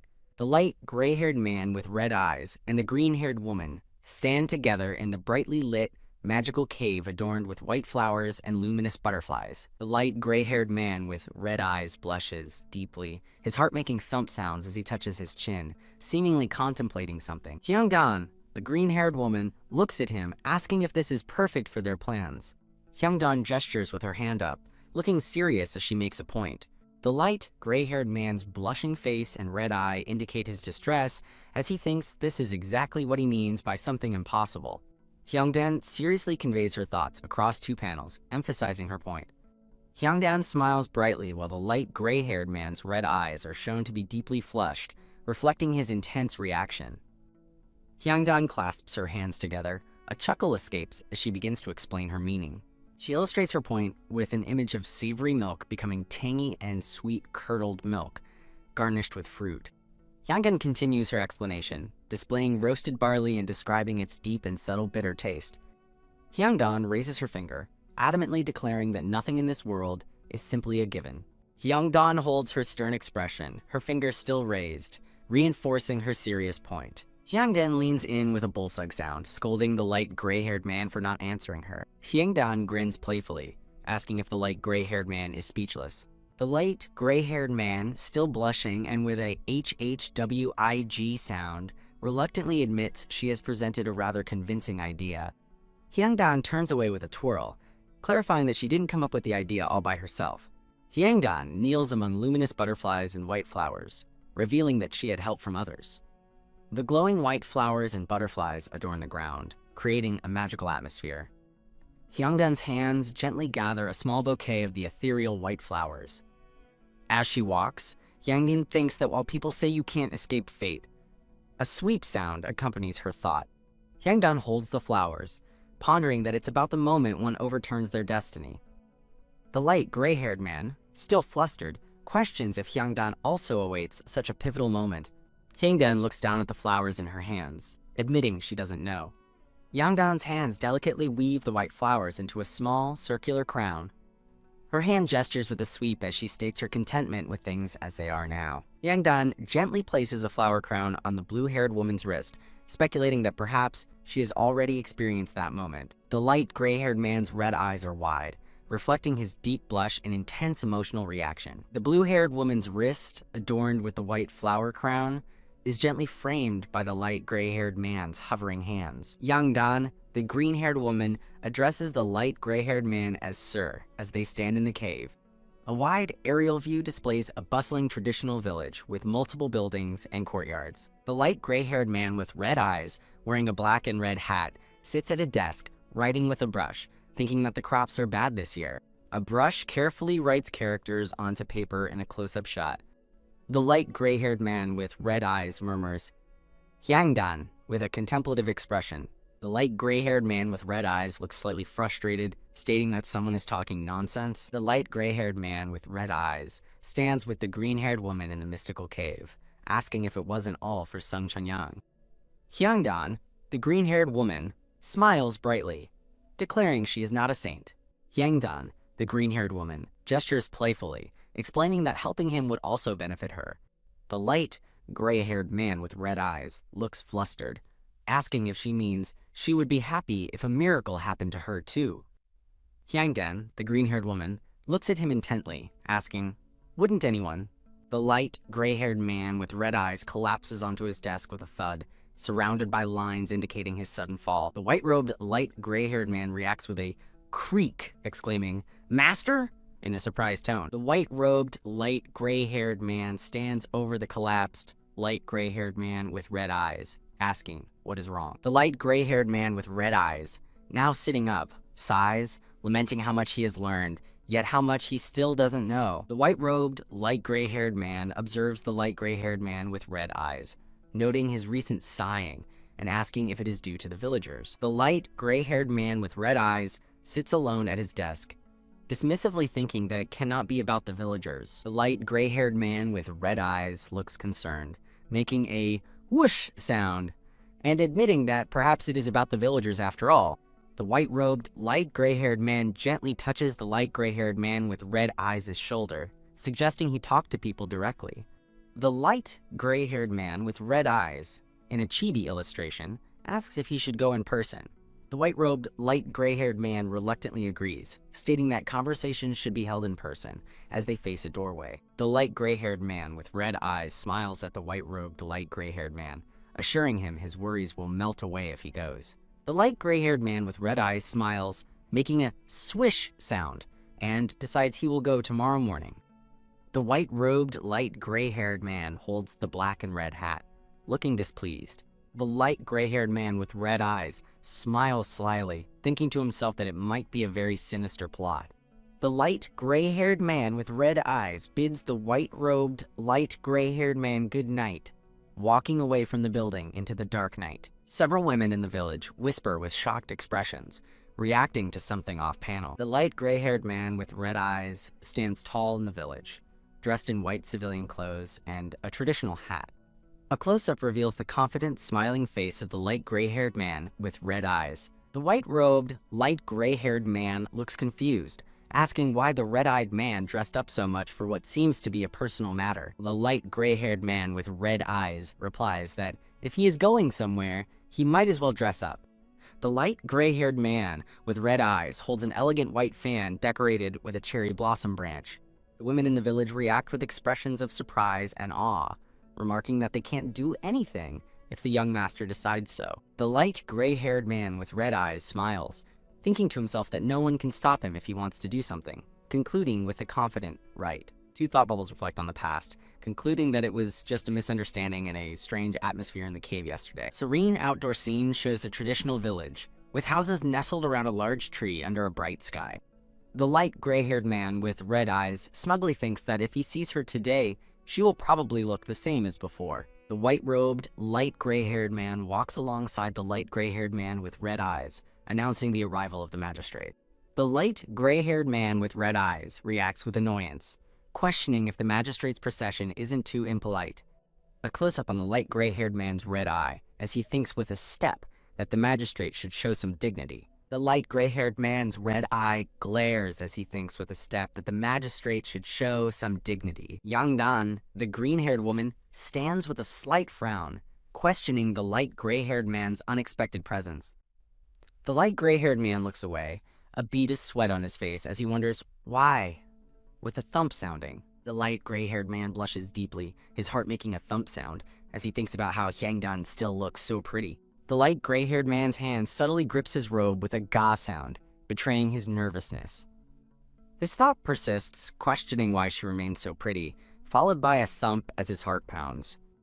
Hyungdan stands, looking up at the light gray-haired man with red eyes, who sparkles under the bright sky. The light gray-haired man with red eyes blushes deeply, his heart making thump sounds as he reacts intensely. Hyangdan, the green-haired woman, looks concerned as she calls out, "Nari?" Chibi versions of the light gray-haired man and the white-robed light gray-haired man react with panicked expressions to the unexpected rain, while the red-eyed man awkwardly declares, "The DD day is nice." Hyangdan, the green-haired woman, with a knowing smirk and a sigh, responds that the day is indeed nice, then asks the light gray-haired man his reason for being there. The light gray-haired man with red eyes strides forward, asking if he needs a reason to visit, while Hyangdan looks exasperated, and the white-robed, light gray-haired man walks beside him. Hyangdan reminds the red-eyed man the tavern isn't open yet, but he insists he wants to eat, and the white-robed, light gray-haired man urges Hyangdan to sit. The light gray-haired man with red eyes smiles, stating he won't order rice soup since it's still early morning. The light gray-haired man with red eyes, seated at a table, requests whatever is available, and Hyangdan, seen from above, reluctantly agrees with an angry symbol. Chanyang, the blue-haired woman, and an older woman with dark hair cautiously peer from behind a door, with Chanyang calling out, "Hyangdan." Hyangdan, the green-haired woman, looks irritated and frustrated. A hand places a basket of freshly prepared rice balls onto a red table with a thud sound. Hyangdan, the green-haired woman, presents the rice balls with a ya sound, stating this is all she can serve at the moment. A close-up on Hyangdan's neat braided green hair in traditional attire. The light gray-haired man with red eyes apologizes for his sudden visit, while Hyangdan smiles, saying it's fine, as the white-robed, light gray-haired man stands nearby. A hand picks up a rice ball, and the light gray-haired man with red eyes asks with a she-ob sound if she made this as well. Hyangdan, the green-haired woman, clarifies that only the stir-fried anchovies inside are her doing, while the light gray-haired man, holding a rice ball, muses, is that so? The light gray-haired man with red eyes takes a bite of the rice ball, appearing to savor it. Hyangdan, the green-haired woman, with chibi versions of herself appearing, closes her eyes in annoyance, thinking about the trouble being caused so early in the morning. The light gray-haired man with red eyes, holding a rice ball, hesitates and responds yes to Hyangdan's unvoiced thoughts. The light gray-haired man with red eyes, looking pleased, declares the rice ball delicious, especially the well-seasoned stir-fried anchovies. The blue-haired woman, Chunyang, anxiously asks the light gray-haired man if he's all right, but he flusteredly insists he is fine. The light gray-haired man sighs and turns away with a HWIK sound, lamenting that Hyangdan remains difficult even when he compliments her. Hyangdan playfully questions who dislikes a compliment, while the light gray-haired man mentally dismisses her as a narrow-minded brat. Hyangdan makes a HWIK sound, raising her hand to indicate she's just kidding. Hyangdan giggles, saying, just kidding, while the light gray-haired man sighs, thinking he cannot treat her poorly because of Chunyang. The light gray-haired man sits alone at his desk, deep in contemplation. The white-robed, light gray-haired man smiles, suggesting they let it go, while Hyangdan looks on with an annoyed expression. The white-robed, light gray-haired man looks utterly exhausted and asks why he was roused at the crack of dawn. A door creaks open with a KKAAEG sound, revealing a glimpse of the outside. Hyangdan enters, carrying a package, and offers the blue-haired woman Chunyang honey rice cakes, much to Chunyang's surprise. Hyangdan sets down a wrapped bundle, explaining that she received it after giving side dishes to the magistrate, which shocks Chunyang. Hands carefully untie the fabric knot of the wrapped package. Chunyang gasps whoa and marvels at the beautiful flower-shaped rice cakes, exclaiming how pretty they are. With a tilt of her head, Chunyang asks if the magistrate gave away so much of such a precious item. Hyangdan shrugs with a shrug, nonchalantly remarking that the magistrate likely has plenty, given his wealth. Hyangdan takes a bite, declares it delicious, and in chibi form, urges Chunyang to try some quickly. Chunyang's eyes widen with a huh sound as she hesitantly considers the idea. Chunyang excitedly asks if the magistrate likes Hyangdan, causing Hyangdan to react with a shocked KKUEOG sound. In chibi form, Chunyang asks if Hyangdan is okay, to which Hyangdan, also chibi, reassures her she's fine. Hyangdan, the green-haired woman, sits dejected on the floor, questioning how such nonsense could scare someone. Chunyang, the blue-haired woman, leans in, annoyed, asserting with a Bolsik sound that it's not nonsense and is entirely possible, much to Hyangdan's surprise. Hyangdan's hands clutch a white handkerchief, betraying her nervousness in the intense discussion. Hyangdan looks puzzled, asking how that could be, then questions if Chunyang realizes she is the story's main character. Chunyang beams with confidence, declaring her experience and asking if Hyangdan trusts her, with thoughts of daily love letters and an unwavering heart. A chibi Hyangdan sarcastically agrees with a shrink sound, while Chunyang, seen from behind, angrily asks if she said anything wrong. Chunyang collapses backward with thud sounds, recounting Hyangdan's past incorrect predictions about other relationships. A patterned background hints at the continuation of Chunyang's list of past relationship misjudgments. The light, gray-haired man with red eyes, partially obscured by a doorway, shouts, "All right, stop it!" with a thump sound, trying to calm the situation.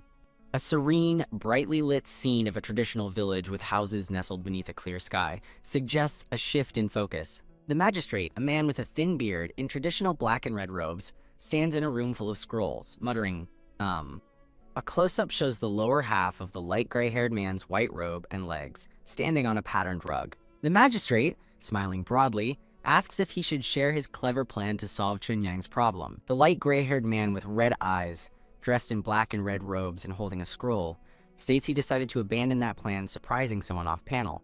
A close-up on the red-eyed man's eyes, he thinks with a swish that the problem cannot be resolved through marriage. The magistrate looks distressed, asking with a PPAK sound why the red-eyed man suddenly changed his mind. The red-eyed man, shown from the perspective of his hat, thinks with a grin that nobleman would still find fault, even if he married Chunyang.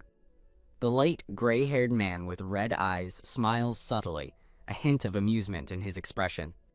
A thought bubble over a stack of scrolls reveals the red-eyed man's intention to try harder on his own first. The magistrate, with a kubag sound, looks up inquisitively, asking, "Is that so?" A close-up on the light gray-haired man's mouth suggests he is about to speak. The light gray-haired man with red eyes smiles warmly and openly, radiating composure. The light gray-haired man with red eyes, holding a scroll, declares he will handle things himself from now on, as the magistrate looks on with a suck and flap sound. The magistrate, with a stern expression, tells the light gray-haired man to do as you please against a dark, somber background. Hyungdan, the green-haired woman, looks up, surprised, asking, "Huh," as rain begins to fall. Villagers scatter as rain pours down, and Chunyang, the blue-haired woman, wonders why it is raining suddenly. Rain falls heavily on a village path, as several indistinct figures hurry to take shelter. Hyungdan, the green-haired woman, runs through the sudden downpour, shielding her head.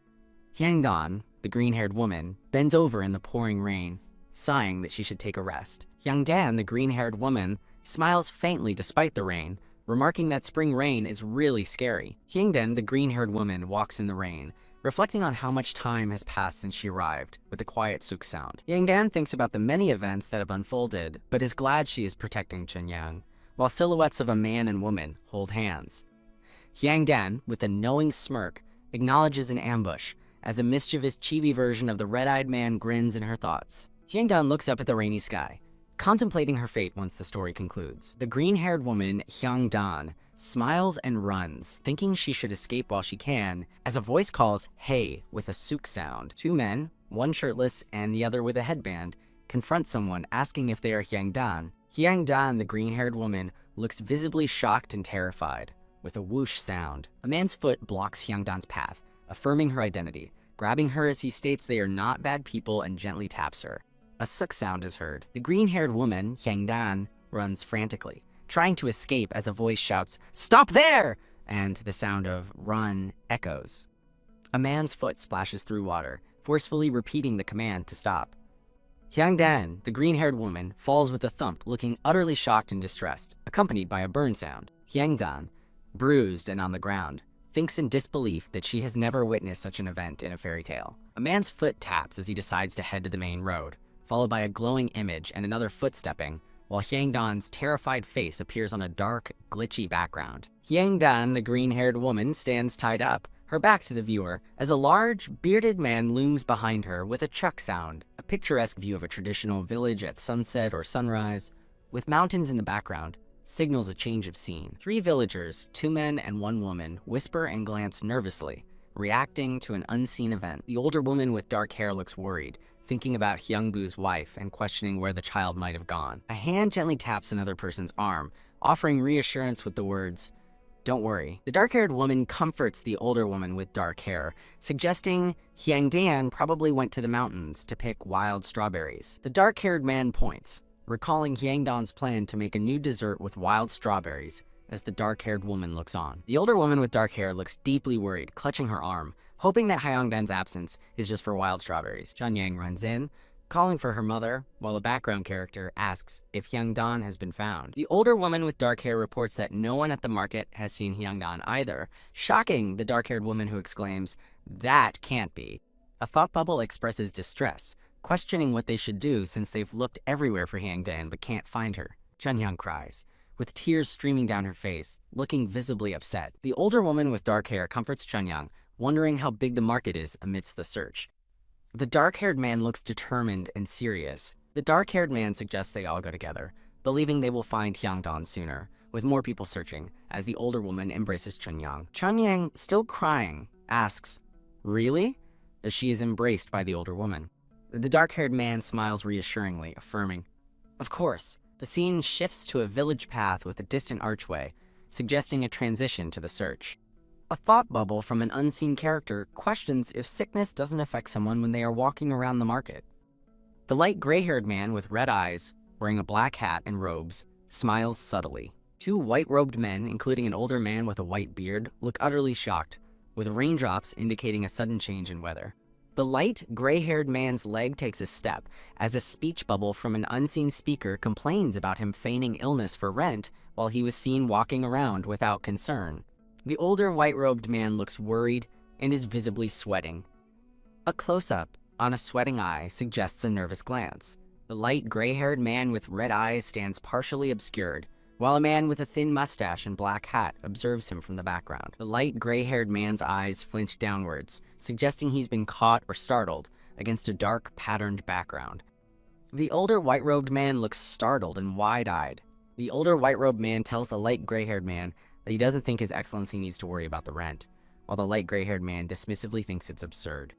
The light, gray-haired man with red eyes frowns, looking displeased. Chunyang runs towards the light, gray-haired man, pleading, "Sir, you need to help us." The older white-robed man looks concerned. Chunyang, crying and distressed, asks the older white-robed man to quickly gather people. The light, gray-haired man with red eyes looks annoyed, asking Chunyang if she can't see they're in the middle of an important conversation. Chunyang is devastated by the light, gray-haired man's harsh dismissal, who declares he is more important and tells her to return tomorrow, while mentally calling her that little brat of the magistrate. The older white-robed man addresses the light gray-haired man as Lim Magistrate, urging him to hear Chunyang out because she must be in a difficult situation. The light gray-haired man sighs and reluctantly asks what all the fuss is about. A close-up of Chunyang's tearful face as she calls out, "Sis." Chunyang informs the light gray-haired man with red eyes that Hyungdan is gone. The light gray-haired man with red eyes looks serious and concerned, with the man with a thin mustache standing behind him. The man with a thin mustache asks the light, gray-haired man if he didn't see her across the river, then confirms that he did. A faded image of Hyangdan, the green-haired woman, waves cheerfully as a voice recalls she was only going to buy ingredients for today's business and come right back. Chunyang looks anxious and sad, reporting that no one has seen her sister at the market either. The man with a thin mustache chuckles, speculating that Hyungdan probably ran away because Chunyang worked her too hard. Hands are pressed together in a gasp of disbelief, with a speech bubble exclaiming, "That can't be." Chunyang yells at the man with a thin mustache, vehemently denying his suggestion, saying, "There's no way that's true." The man with a thin mustache looks smugly at Chunyang, asking if servants aren't originally like that. The light, gray-haired man with red eyes turns his back and walks away. The man with a thin mustache raises a hand to stop himself, about to suggest looking for a new servant. The light, gray-haired man with red eyes orders someone to go back to the government office and gather the guards, which is acknowledged with a yes. A close-up shows the lower back and leg of the light, gray-haired man, highlighting the red beaded adornments of his black robe. The older white-robed man asks if he should gather people, then affirms he will. The blue-haired woman, Chunyang, cries, wiping her tears, and is told not to worry, with a soft suck sound. The light, gray-haired man with red eyes looks determined, declaring he will definitely find Hyangdan. The scene transitions to a sunset landscape as multiple voices frantically call out Hyangdan's name. Villagers search a field at sunset, calling for Hyangdan, and a white-robed woman asks an older woman, who stumbles if she is all right. A stumble sound is heard. The older woman with dark hair worries, wondering where Hyangdan could have gone with dangerous animals lurking. The blue-haired woman, Chunyang, embraces a man, hopefully thinking that Hyangdan is probably just lost. The blue-haired woman, Chunyang, looks distraught and worried, clutching her chest. Villagers search through the sunny forest, with one remarking that Hyangdan should be back soon given how many people are looking for her. I hope so. The blue-haired woman expresses surprise to the older woman with dark hair that the magistrate sent so many people to help. Chibi versions of the older woman with dark hair and the blue-haired woman, Chunyang, discuss that the magistrate must have grown fond of Hyangdan. The older woman with dark hair and the blue-haired woman look concerned as the light fades, noting that it's getting too dark. The sun sets over the landscape as a worried thought lingers about Hyangdan's safety. Will she be okay? A man in a black hat approaches the light gray-haired man in red robes, respectfully calling out, "Sir." The man in a black hat looks directly at the light gray-haired man, advising that it's getting dark and they should head back. The light gray-haired man with red eyes looks determined, questioning if they can't search just a little longer for Hyangdan. The man in a black hat argues that continuing the search for a servant like Hyangdan could endanger others. The light gray-haired man with red eyes listens as the aide declares that as an aide, he cannot take such a risk. A close-up shows the light gray-haired man's red beaded adornments as he listens intently. A chilling thought emerges that there are tigers in the area, adding a new layer of danger. The light gray-haired man with red eyes sighs in resignation and decides they must withdraw, agreeing to return tomorrow morning. The man in a black hat looks utterly shocked by the decision to retreat. The blue-haired woman's foot taps on the ground with a tap-tap sound as she urgently calls out, "Just a minute." The blue-haired woman, Chunyang, looks distressed and asserts they haven't found Hyangdan yet. The man in a black hat looks incredulous, questioning if they should sacrifice lives just to find a servant. The blue-haired woman, Chunyang, looks distressed and begins to object with a but as the week passes. The light gray-haired man's boot takes a decisive step as his voice reassures, "Don't worry." The light gray-haired man in a black hat observes two white-robed women and a white-robed man on a path. The older woman with dark hair smiles gently, reflecting that Hyangdan is indeed that kind of girl. The light gray-haired man with red eyes smiles, warning that Hyangdan would be even more upset if she knew they were getting hurt. Chibi versions of the green-haired and blue-haired women, along with another woman, react with wide-eyed distress, agreeing that it is true. The light gray-haired man with closed eyes instructs a white-robed man to take the two home, who responds, "Yes, sir," with a crow sound. The light gray-haired man announces he will continue searching and then descend, surprising the other three with a sharp, "Huh." The man with a thin mustache looks worried and sweating, questioning if such an extensive search is truly necessary. The light gray-haired man with red eyes turns away, looking clearly annoyed. The light gray-haired man, soaked in rain, exclaims in frustration that it is raining again, with a guttural HYAH sound. The light gray-haired man in red and black robes stands alone in the downpour, lamenting his dwindling strength and the fruitless search for bracken. The light gray-haired man with red eyes frantically shouts Hyangdan's name into the heavy rain. The light gray-haired man stumbles with a piteous sound, calling out Hyangdan, and expresses a pained ugh. The light gray-haired man leans heavily on his sheathed sword, exhausted in the pouring rain, a pack sound accompanying his struggle. From a high vantage point, the light gray-haired man in red and black robes appears small and isolated on the rocky, rain-swept ground, with the sound of intense rain. Hyangdan, the green-haired woman, smiles radiantly in a bright, glowing memory or vision. The light gray-haired man with red eyes closes his eyes, blushing as he sighs softly, lost in thought, a gentle ha sound heard. The light gray-haired man with red eyes looks somber and weary, his face wet from the rain. The light gray-haired man stumbles, leaning on his sword, deciding he must continue, with a stumble sound in the heavy rain. A powerful kick with a bang sound sends the light gray-haired man's boot flying as he screams, "Ah!" The light gray-haired man lies defeated on the ground in the rain, his hat and sword cast aside, uttering a soft, "Ooh!" The light gray-haired man lies face down in the rain, looking pained, and exclaims, "Oh my!" The light gray-haired man's red eye snaps open in sudden shock. The light gray-haired man lies defeated in the rain, while the green-haired woman, Hyangdan, is discovered tied up and unconscious against rocky terrain. Hyangdan, the green-haired woman, is tied up and unconscious against the rocks, as a voice questions if it is her. The light gray-haired man grunts, "Ugh," and staggers with a stagger sound, trying to regain his balance, his sword still close. The light gray-haired man, with a tap-tap sound, turns and desperately calls out, "Hyangdan!" In the rain, a tack sound is heard. The light gray-haired man holds the unconscious Hyangdan against him in the rocky, rain-soaked area. The light gray-haired man gently holds Hyangdan's hair with a squeeze sound, asks if something is wrong, and then closes his eyes in contemplation with a soft TNG sound. Hyangdan's eye snaps open in a sudden, startled reaction.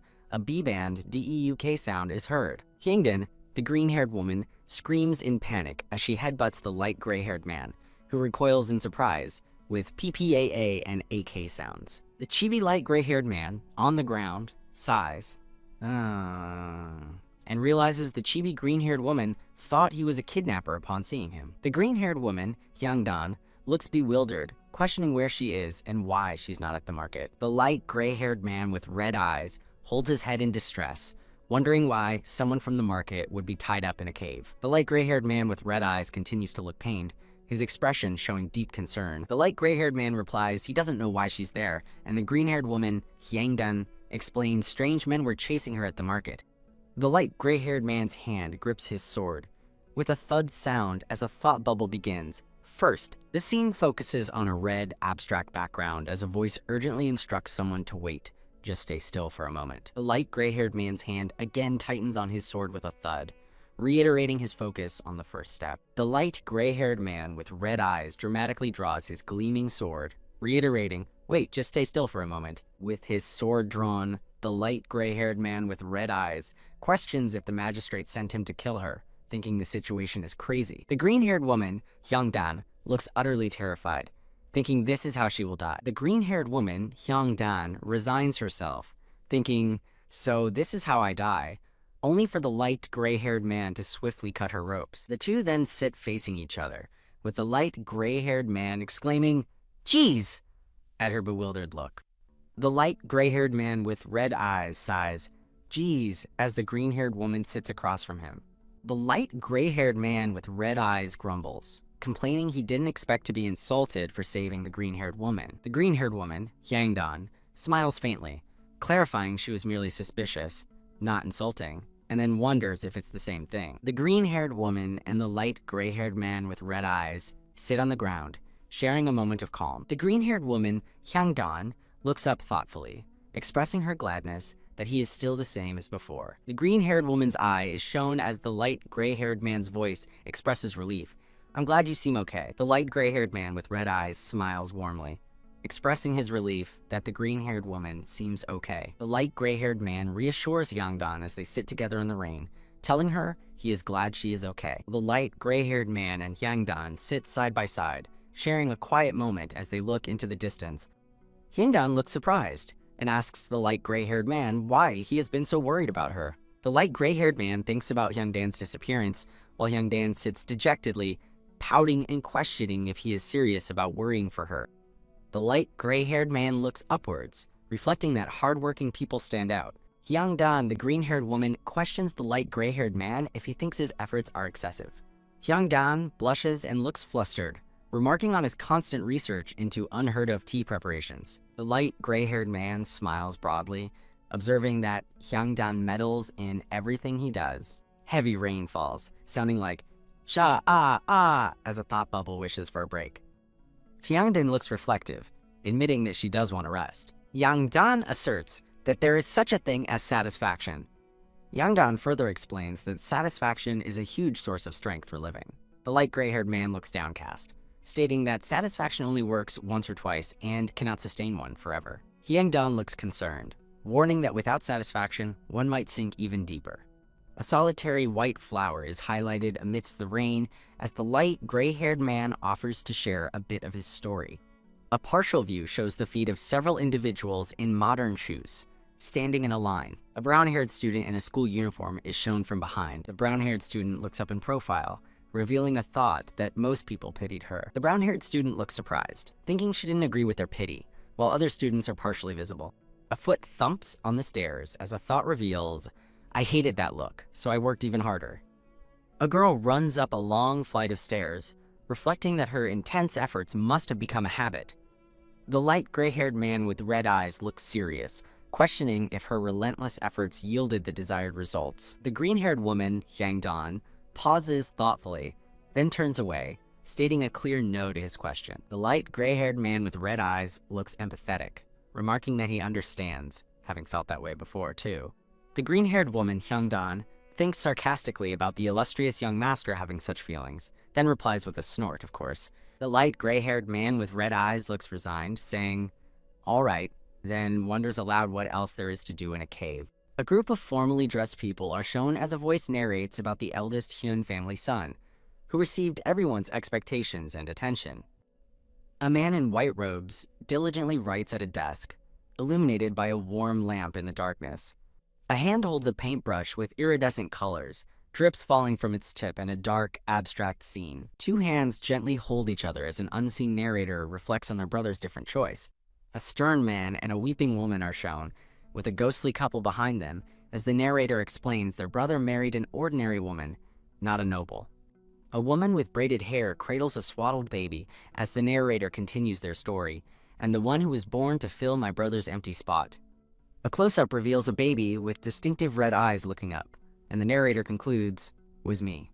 A group of people in traditional attire stand formally before a building, as the narrator recounts taking on the role of their departed brother. The light gray-haired man with red eyes, wearing formal attire, looks somber, thinking he unwillingly accepted his new role. The light gray-haired man explains to Hyungdan in the cave that Namwon is a golden opportunity for him. The light gray-haired man further clarifies that Namwon is the first step to proving himself to his parents, but admits it is not going as planned. The light gray-haired man with red eyes offers a small, rueful smile. The light gray-haired man with red eyes expresses empathy to Hyungdan, saying it must have been hard for her. A chibi Hyungdan looks on as a chibi light gray-haired man blushes, admitting he is used to hardships now. Hyungdan looks thoughtful and asks the light gray-haired man, "What's next?" Hyungdan, sitting across from the light gray-haired man who looks surprised, clarifies her question. After you're acknowledged, what's next? The light gray-haired man with red eyes looks wide-eyed and stunned by Hyungdan's unexpected question. The light gray-haired man's voice suggests a philosophy of independence, stating, "You live your own life." The light gray-haired man with red eyes is shown in profile, a slight smile on his face as he delivers his wisdom. Hyungdan and the light gray-haired man make eye contact, and the light gray-haired man, blushing slightly, suggests what's next is more. A close-up of their faces with a thump sound indicates a sudden, shared realization or emotional beat between them. The light gray-haired man's red eye widens with a thump-thump as Hyungdan's eye also widens with a thump, both blushing. A flustered Hyungdan turns to a blushing, light gray-haired man, admonishing him to stop putting himself down, then ironically criticizes him for it. Rain falls over lush green foliage as an unseen voice advises careful thought, emphasizing its importance. Hyungdan, with her arms crossed, reflects to the light gray-haired man that the magistrate no longer feels so distant. Hyungdan smiles brightly, followed by a close-up of the light gray-haired man's red eye, then a shot of him blushing and smiling softly. Well, the light gray-haired man, looking pained and exasperated, remarks on Hyungdan's positivity despite almost becoming tiger food. Chibi Hyungdan looks bewildered, asking about tiger food, to which chibi light gray-haired man replies, you. A shocked Hyungdan asks the light gray-haired man if there are really tigers here. The light gray-haired man confirms to Hyungdan that he already told her about the tigers in the area. A sheathed sword is shown, as the light gray-haired man explains he brought it because of the tigers. A chibi Hyungdan looks utterly stunned and bewildered, asking incredulously if the light gray-haired man really didn't know. A hand, presumably Hyungdan's, grabs the light gray-haired man's sleeve with a bolsuk sound, while he thinks, "Yeah, it's surprising." The light gray-haired man's eyes are wide in confusion, with a question mark floating above his head. Hyungdan shakes the light gray-haired man, exclaiming they shouldn't be there if tigers are real. He grabs her arm, telling her to wait. Hyungdan, pulling back from the light gray-haired man, urgently warns that heavy rain makes it too dangerous to go down, even apart from the tigers. The light gray-haired man smiles confidently at Hyungdan, reassuring her, "Don't worry, I'll protect you." The light gray-haired man's eye widens as he realizes and blushes, questioning if his remark was too blatant. The light gray-haired man holds Hyungdan's wrist, who looks at him with a questioning expression. A chibi light gray-haired man, flustered and blushing, mumbles about being the magistrate and an adult who will protect her, while Hyungdan observes him, thinking unreliable. A chibi Hyungdan gives 2 thumbs up, confidently declaring she will fight with him, thinking there's strength in numbers, while the light gray-haired man thinks distrust. The light gray-haired man touches Hyungdan's hand, looking into her eyes as he clarifies, "That's not what I meant." Hyungdan smiles slyly, suggesting that since no tiger has appeared, the cave might have been abandoned. The light gray-haired man smiles somewhat nervously, agreeing, that might be true." From inside the cave, heavy rain is seen outside as a voice notes, "We don't know when the rain will stop. For now, let's sleep." The light gray-haired man covers his face in resignation, as he suggests to Hyungdan that they sleep for now. A single white flower blooms against a bright, sunlit green background. The light gray-haired man smiles, extending his hand and warning Hyungdan that the moss is slippery from the rain. Hyungdan, the green-haired woman, looks surprised and slightly flustered as she reaches out to a branch adorned with white flowers. Hyungdan's foot slips or stumbles with an ah sound, causing a moment of alarm. The light gray-haired man looks concerned, observing Hyungdan stumble with his red eyes. The light gray-haired man carries Hyungdan in his arms with a pow sound as she looks up at him with wide, surprised, blushing eyes. The light gray-haired man, blushing slightly, apologizes with a ppik sound, saying, "Oh, what do I do?" I'm sorry.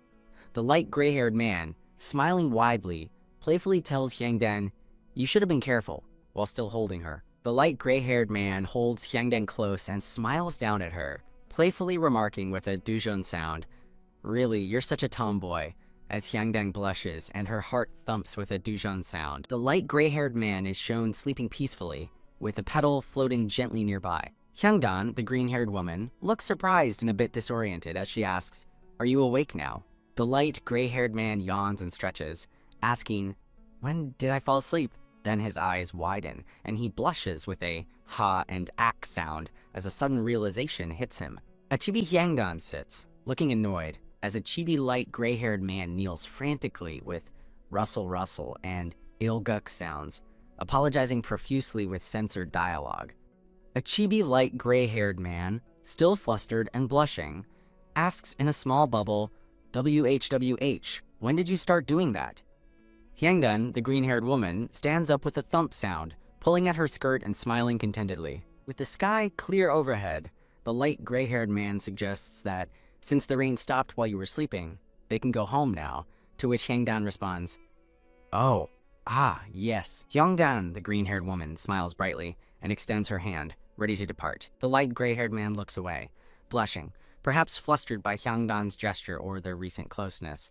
A large, ghostly hand appears in the foreground as a group, including Chunyang, stands on a path, and an unseen speaker exclaims, His Excellency hasn't returned yet. The gray-haired woman, looking stern, declares that if one serves the magistrate, they should obviously go look for him. A close-up of a light gray-haired person's hand, gesturing.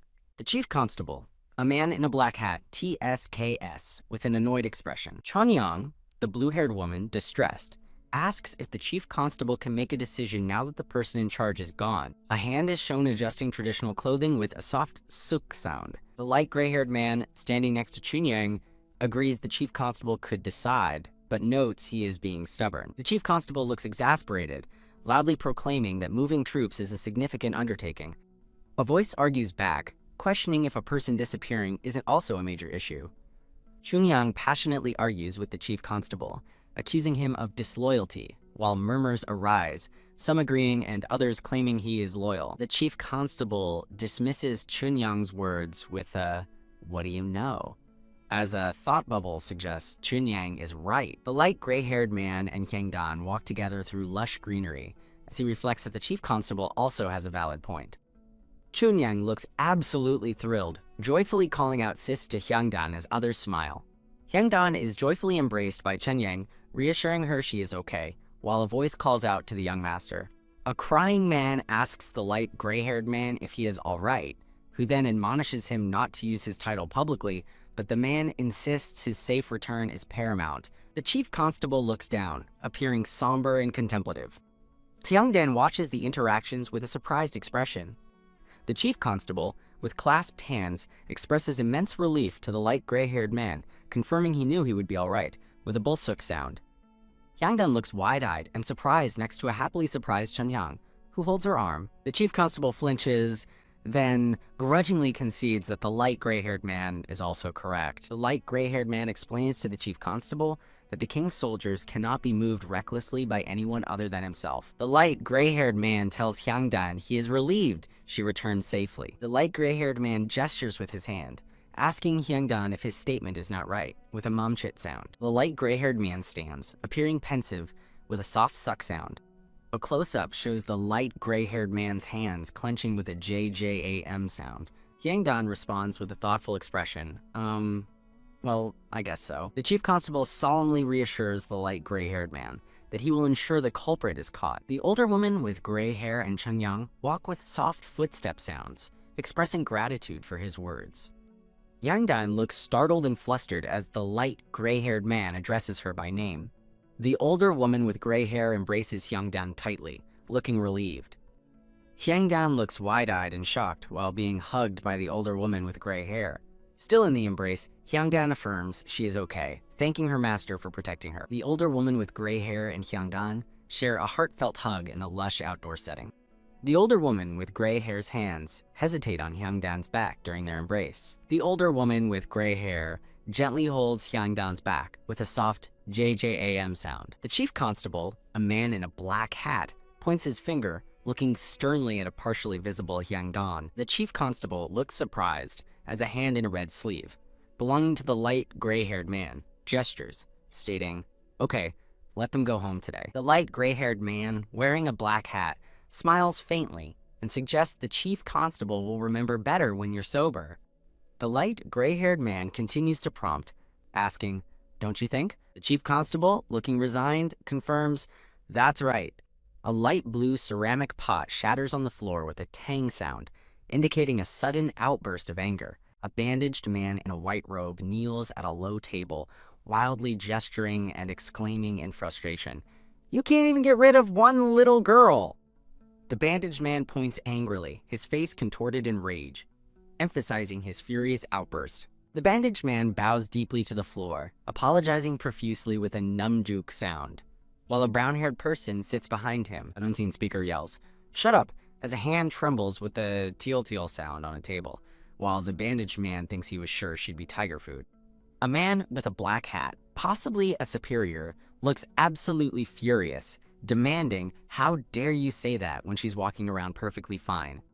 A fractured speech bubble conveys extreme anger, exclaiming, "You should have at least made it so that she couldn't run wild in the future." A white, fractured silhouette stands against a dark, cracked background with red lines, symbolizing a shattered state or severe consequences. 3 individuals kneel submissively as an unseen speaker demands enough, while one promises, "I will make sure not to make any mistakes next time." The bandaged man, looking thoughtful and frustrated, sighs, questioning, "Why should I trust and use you again when you are bound to fail?" A close-up shows the light gray-haired man's hand holding another's, as a thought bubble reveals, "I wish that magistrate hadn't come back either." From an overhead perspective, the bandaged man sits before his kneeling subordinates, thinking with a JJAK sound that guy in the tavern are not going as planned. They are such a nuisance. A low-angle shot of an open door reveals a shoe inside, while an ominous thought bubble states, "Since it has come to this, a light ray from an open door illuminates a floor," and an unseen voice ominously thinks, "I'll have to use a more certain method next time." A credits page lists the creative team members for writer, script, art, color, assistance, PD, supervision, and production, along with copyright information. Hyungdan, the green-haired woman, walks through a doorway carrying a tray, announcing her return home. Chunyoung, the dark-haired woman, leaps towards Hyungdan with open arms, expressing her intense worry about Hyungdan not coming back.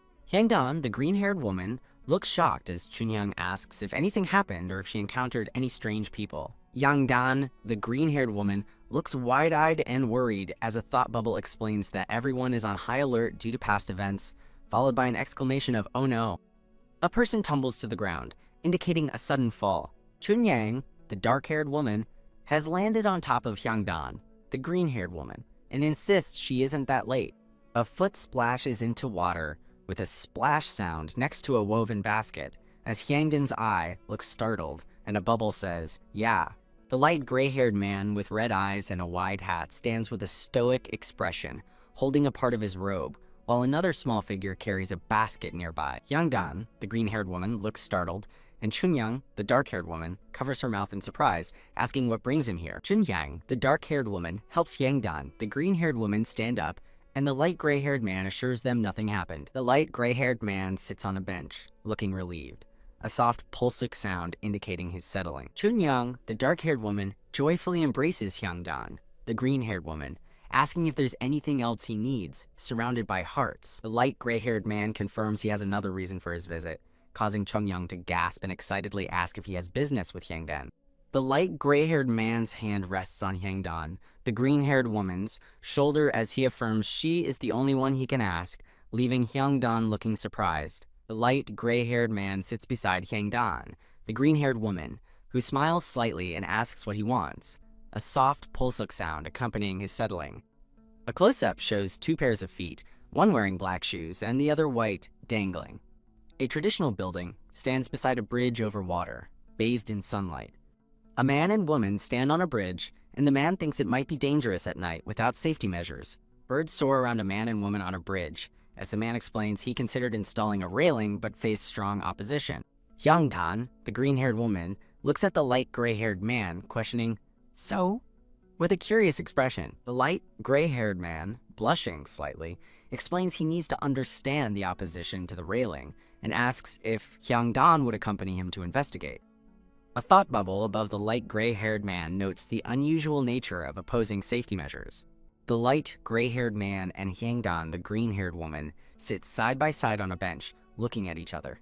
Hyungdan, the green-haired woman, looks contemplative as she realizes that Mungryung and Chunyang also dated at Ojakyo, with chibi versions of them appearing in her thoughts. Hyungdan, with chibi versions of the light gray-haired man and Chunyang on her head, thoughtfully agrees, "Okay, I'll help you." The light gray-haired man's ear blushes as he thinks, "I'm relieved that you'll help me." Hyungdan and a dark-haired woman kneel in a field, harvesting plants, as the dark-haired woman asks, "Did something happen?" "Yes," he asked me very politely. The dark-haired woman, smiling, tells Hyungdan that considering the magistrate saved me last time, he doesn't seem like a bad person, to which Hyungdan asks, "Is that so?" A past scene or flashback shows the light gray-haired man carrying Hyungdan deeper into a cave. A close-up of the sleeping light gray-haired man as a thought bubble begins. "I think he's more..." Hyungdan, the green-haired woman, finishes the thought with a smile, saying just a bit strange. Hyungdan and the dark-haired woman continue working in the field, and the dark-haired woman responds, "Really? That's a relief." The dark-haired woman smiles softly, thinking, "My brother-in-law said he was a fool, but that can't be true." Hyungdan looks surprised and asks, with a myeomchit sound, "Your brother-in-law?" The dark-haired woman smiles at Hyungdan, explaining that her brother-in-law complains about everything, so I didn't believe him. Hyungdan, the green-haired woman, looks shocked, wondering about the man's identity. A man in a dark hat stands with his back turned, thinking he works at the government office, and Hyungdan has likely encountered him. The man in the dark hat is revealed to be a dark-haired man with a mustache, thinking his brother-in-law, Nolbu, is the town clerk. Hyungdan, the green-haired woman, sighs audibly with a ha sound, her mouth open in thought. The dark-haired woman sits attentively, her expression gentle and observing. Hyungdan, the green-haired woman, laughs nervously to herself, realizing she cannot tell Chunyang, and expresses a secret thought. A close-up shows a hand clutching fabric as Hyungdan's internal monologue questions if Nolbu is the same character from the folktale. Two shadowed figures stand against a night sky as a thought bubble reveals that Nolbu in the folktale was not a magistrate. A stern-looking man in a black hat is shown, as a thought bubble questions if this is truly the Chunyang Jeon story. A chibi Hyungdan, the green-haired woman, looks completely overwhelmed, shouting in frustration and declaring herself done with the confusion. The dark-haired woman smiles brightly, asking Hyungdan if she wants the mirror and offering to fetch it. A hand reaches for a mirror, hesitating with a soft suk sound as a thought bubble says wait in Korean. Hyungdan, the green-haired woman, looks wide-eyed and worried, asking why. Chonyoung, the dark-haired woman, looks at Hyungdan with a surprised and blushing expression, demanding to know why she is dressed up. Chunhyang, the dark-haired woman, explains joyfully that today is an important day, while Hyungdan, looking confused, thinks it's not special. Chunhyang, the dark-haired woman, leans in assertively, questioning if Hyungdan knows the significance of a man and a woman crossing Ojakyo Bridge together. Chunhyang, the dark-haired woman, points her finger, explaining that people pray for the beautiful love of Gyeonwoo and Jigno, but Hyungdan thinks those two only cause trouble while dating. Chunhyang, the dark-haired woman, smiles gently, stating she will work with the magistrate. A chibi Hyungdan, the green-haired woman, looks surprised as Chunhyang happily wishes her a good trip. An unseen speaker, likely Chunhyang, encourages Hyungdan to hurry, reminding her the magistrate is waiting and promising thanks later. A chibi Hyungdan, the green-haired woman, sits on the ground looking annoyed. Hyungdan, the green-haired woman, looks frustrated, pulling at her skirt and expressing disbelief. Hyungdan, the green-haired woman, sighs and looks upwards with a pensive expression. A close-up shows a footstepping with a jockbox sound, as a thought bubble questions the importance of the Gyeonwoo and Juknyeo story. Under a full moon, a bridge spans across water towards traditional buildings, as a thought bubble expresses confusion about everyone's excitement for the story. This image displays the creative team and copyright information for the production. A man and woman from a folktale walk hand in hand through a magical landscape of clouds and floating islands. Two hands reach across the sky, one with a ring, as a thought bubble reveals their love was forbidden. Shadowy birds symbolize the forbidden love and the magpie bridge that forms as the man and woman meet below. Abstract white lines against a blue sky represent the legendary bridge on which the story is based. A luminous circle, the full moon, shines over the iconic Ojakyo Bridge at Gwanghalu with floating lanterns. The tranquil scenery of Gwanghalu is depicted with its traditional buildings, a bridge over water, and floating lanterns under a clear sky. The light gray-haired man's shoes tap on the ground as he wonders why Hyangdan is so late. The light gray-haired man stands alone in the garden at night, wondering if he arrived too early. The light gray-haired man thinks he did not set an exact time, then hears someone call his name, "Master!" Hyangdan, the green-haired woman, apologizes for her lateness and asks if he has been waiting long.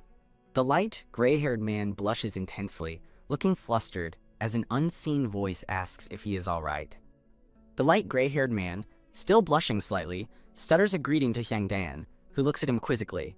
Hyangdan, the green-haired woman, looks down and again apologizes for keeping him waiting. A close-up of Hyangdan's eyes shows her looking worried, with her thoughts unexpressed. The light gray-haired man, looking surprised and blushing, asks Hyangdan if she is listening, to which she quickly replies, "Of course." A vibrant blue field with streaking white lines creates a moment of transition and reflection. The light gray-haired man, with a slight smile, notes the late hour and urges Hyangdan to hurry before it gets even later. Hyangdan, the green-haired woman, looks concerned, holding her hanbok dress. An aerial view shows several people walking on the Ojakyo Bridge at night, illuminated by floating lanterns and moonlight. Lush tree branches frame the serene view of the bridge and water, bathed in soft light. Hyangdan, the green-haired woman, turns to the light gray-haired man, confirming his intention to install a railing on Ojakyo Bridge. The light gray-haired man sighs and asks Hyangdan for her opinion on his plan to install a railing on the bridge. Hyangdan states the bridge does not seem dangerous, while the light gray-haired man warns her to be careful. Hyangdan observes that while the bridge might be dangerous on a dark night, it is perfectly fine with the moon bright tonight. The light gray-haired man emphasizes the need to build a railing for the bridge, his head shaking lightly. The light gray-haired man explains to Hyangdan that the full moon does not appear every day. Hyangdan thinks about the present night's beautiful scenery. Bubbles rise from the water, and the light gray-haired man asks what is happening as a bright light shines. A fish splashes from the water, saying adios before falling back in, startling Hyangdan, who looks confused. The light gray-haired man asks Hyangdan if she is hurt. Reaching out his hand to help her, a close-up shows their hands meeting. The light, gray-haired man holds Hyangdan, who looks surprised and slightly scared, as they stand on the bridge.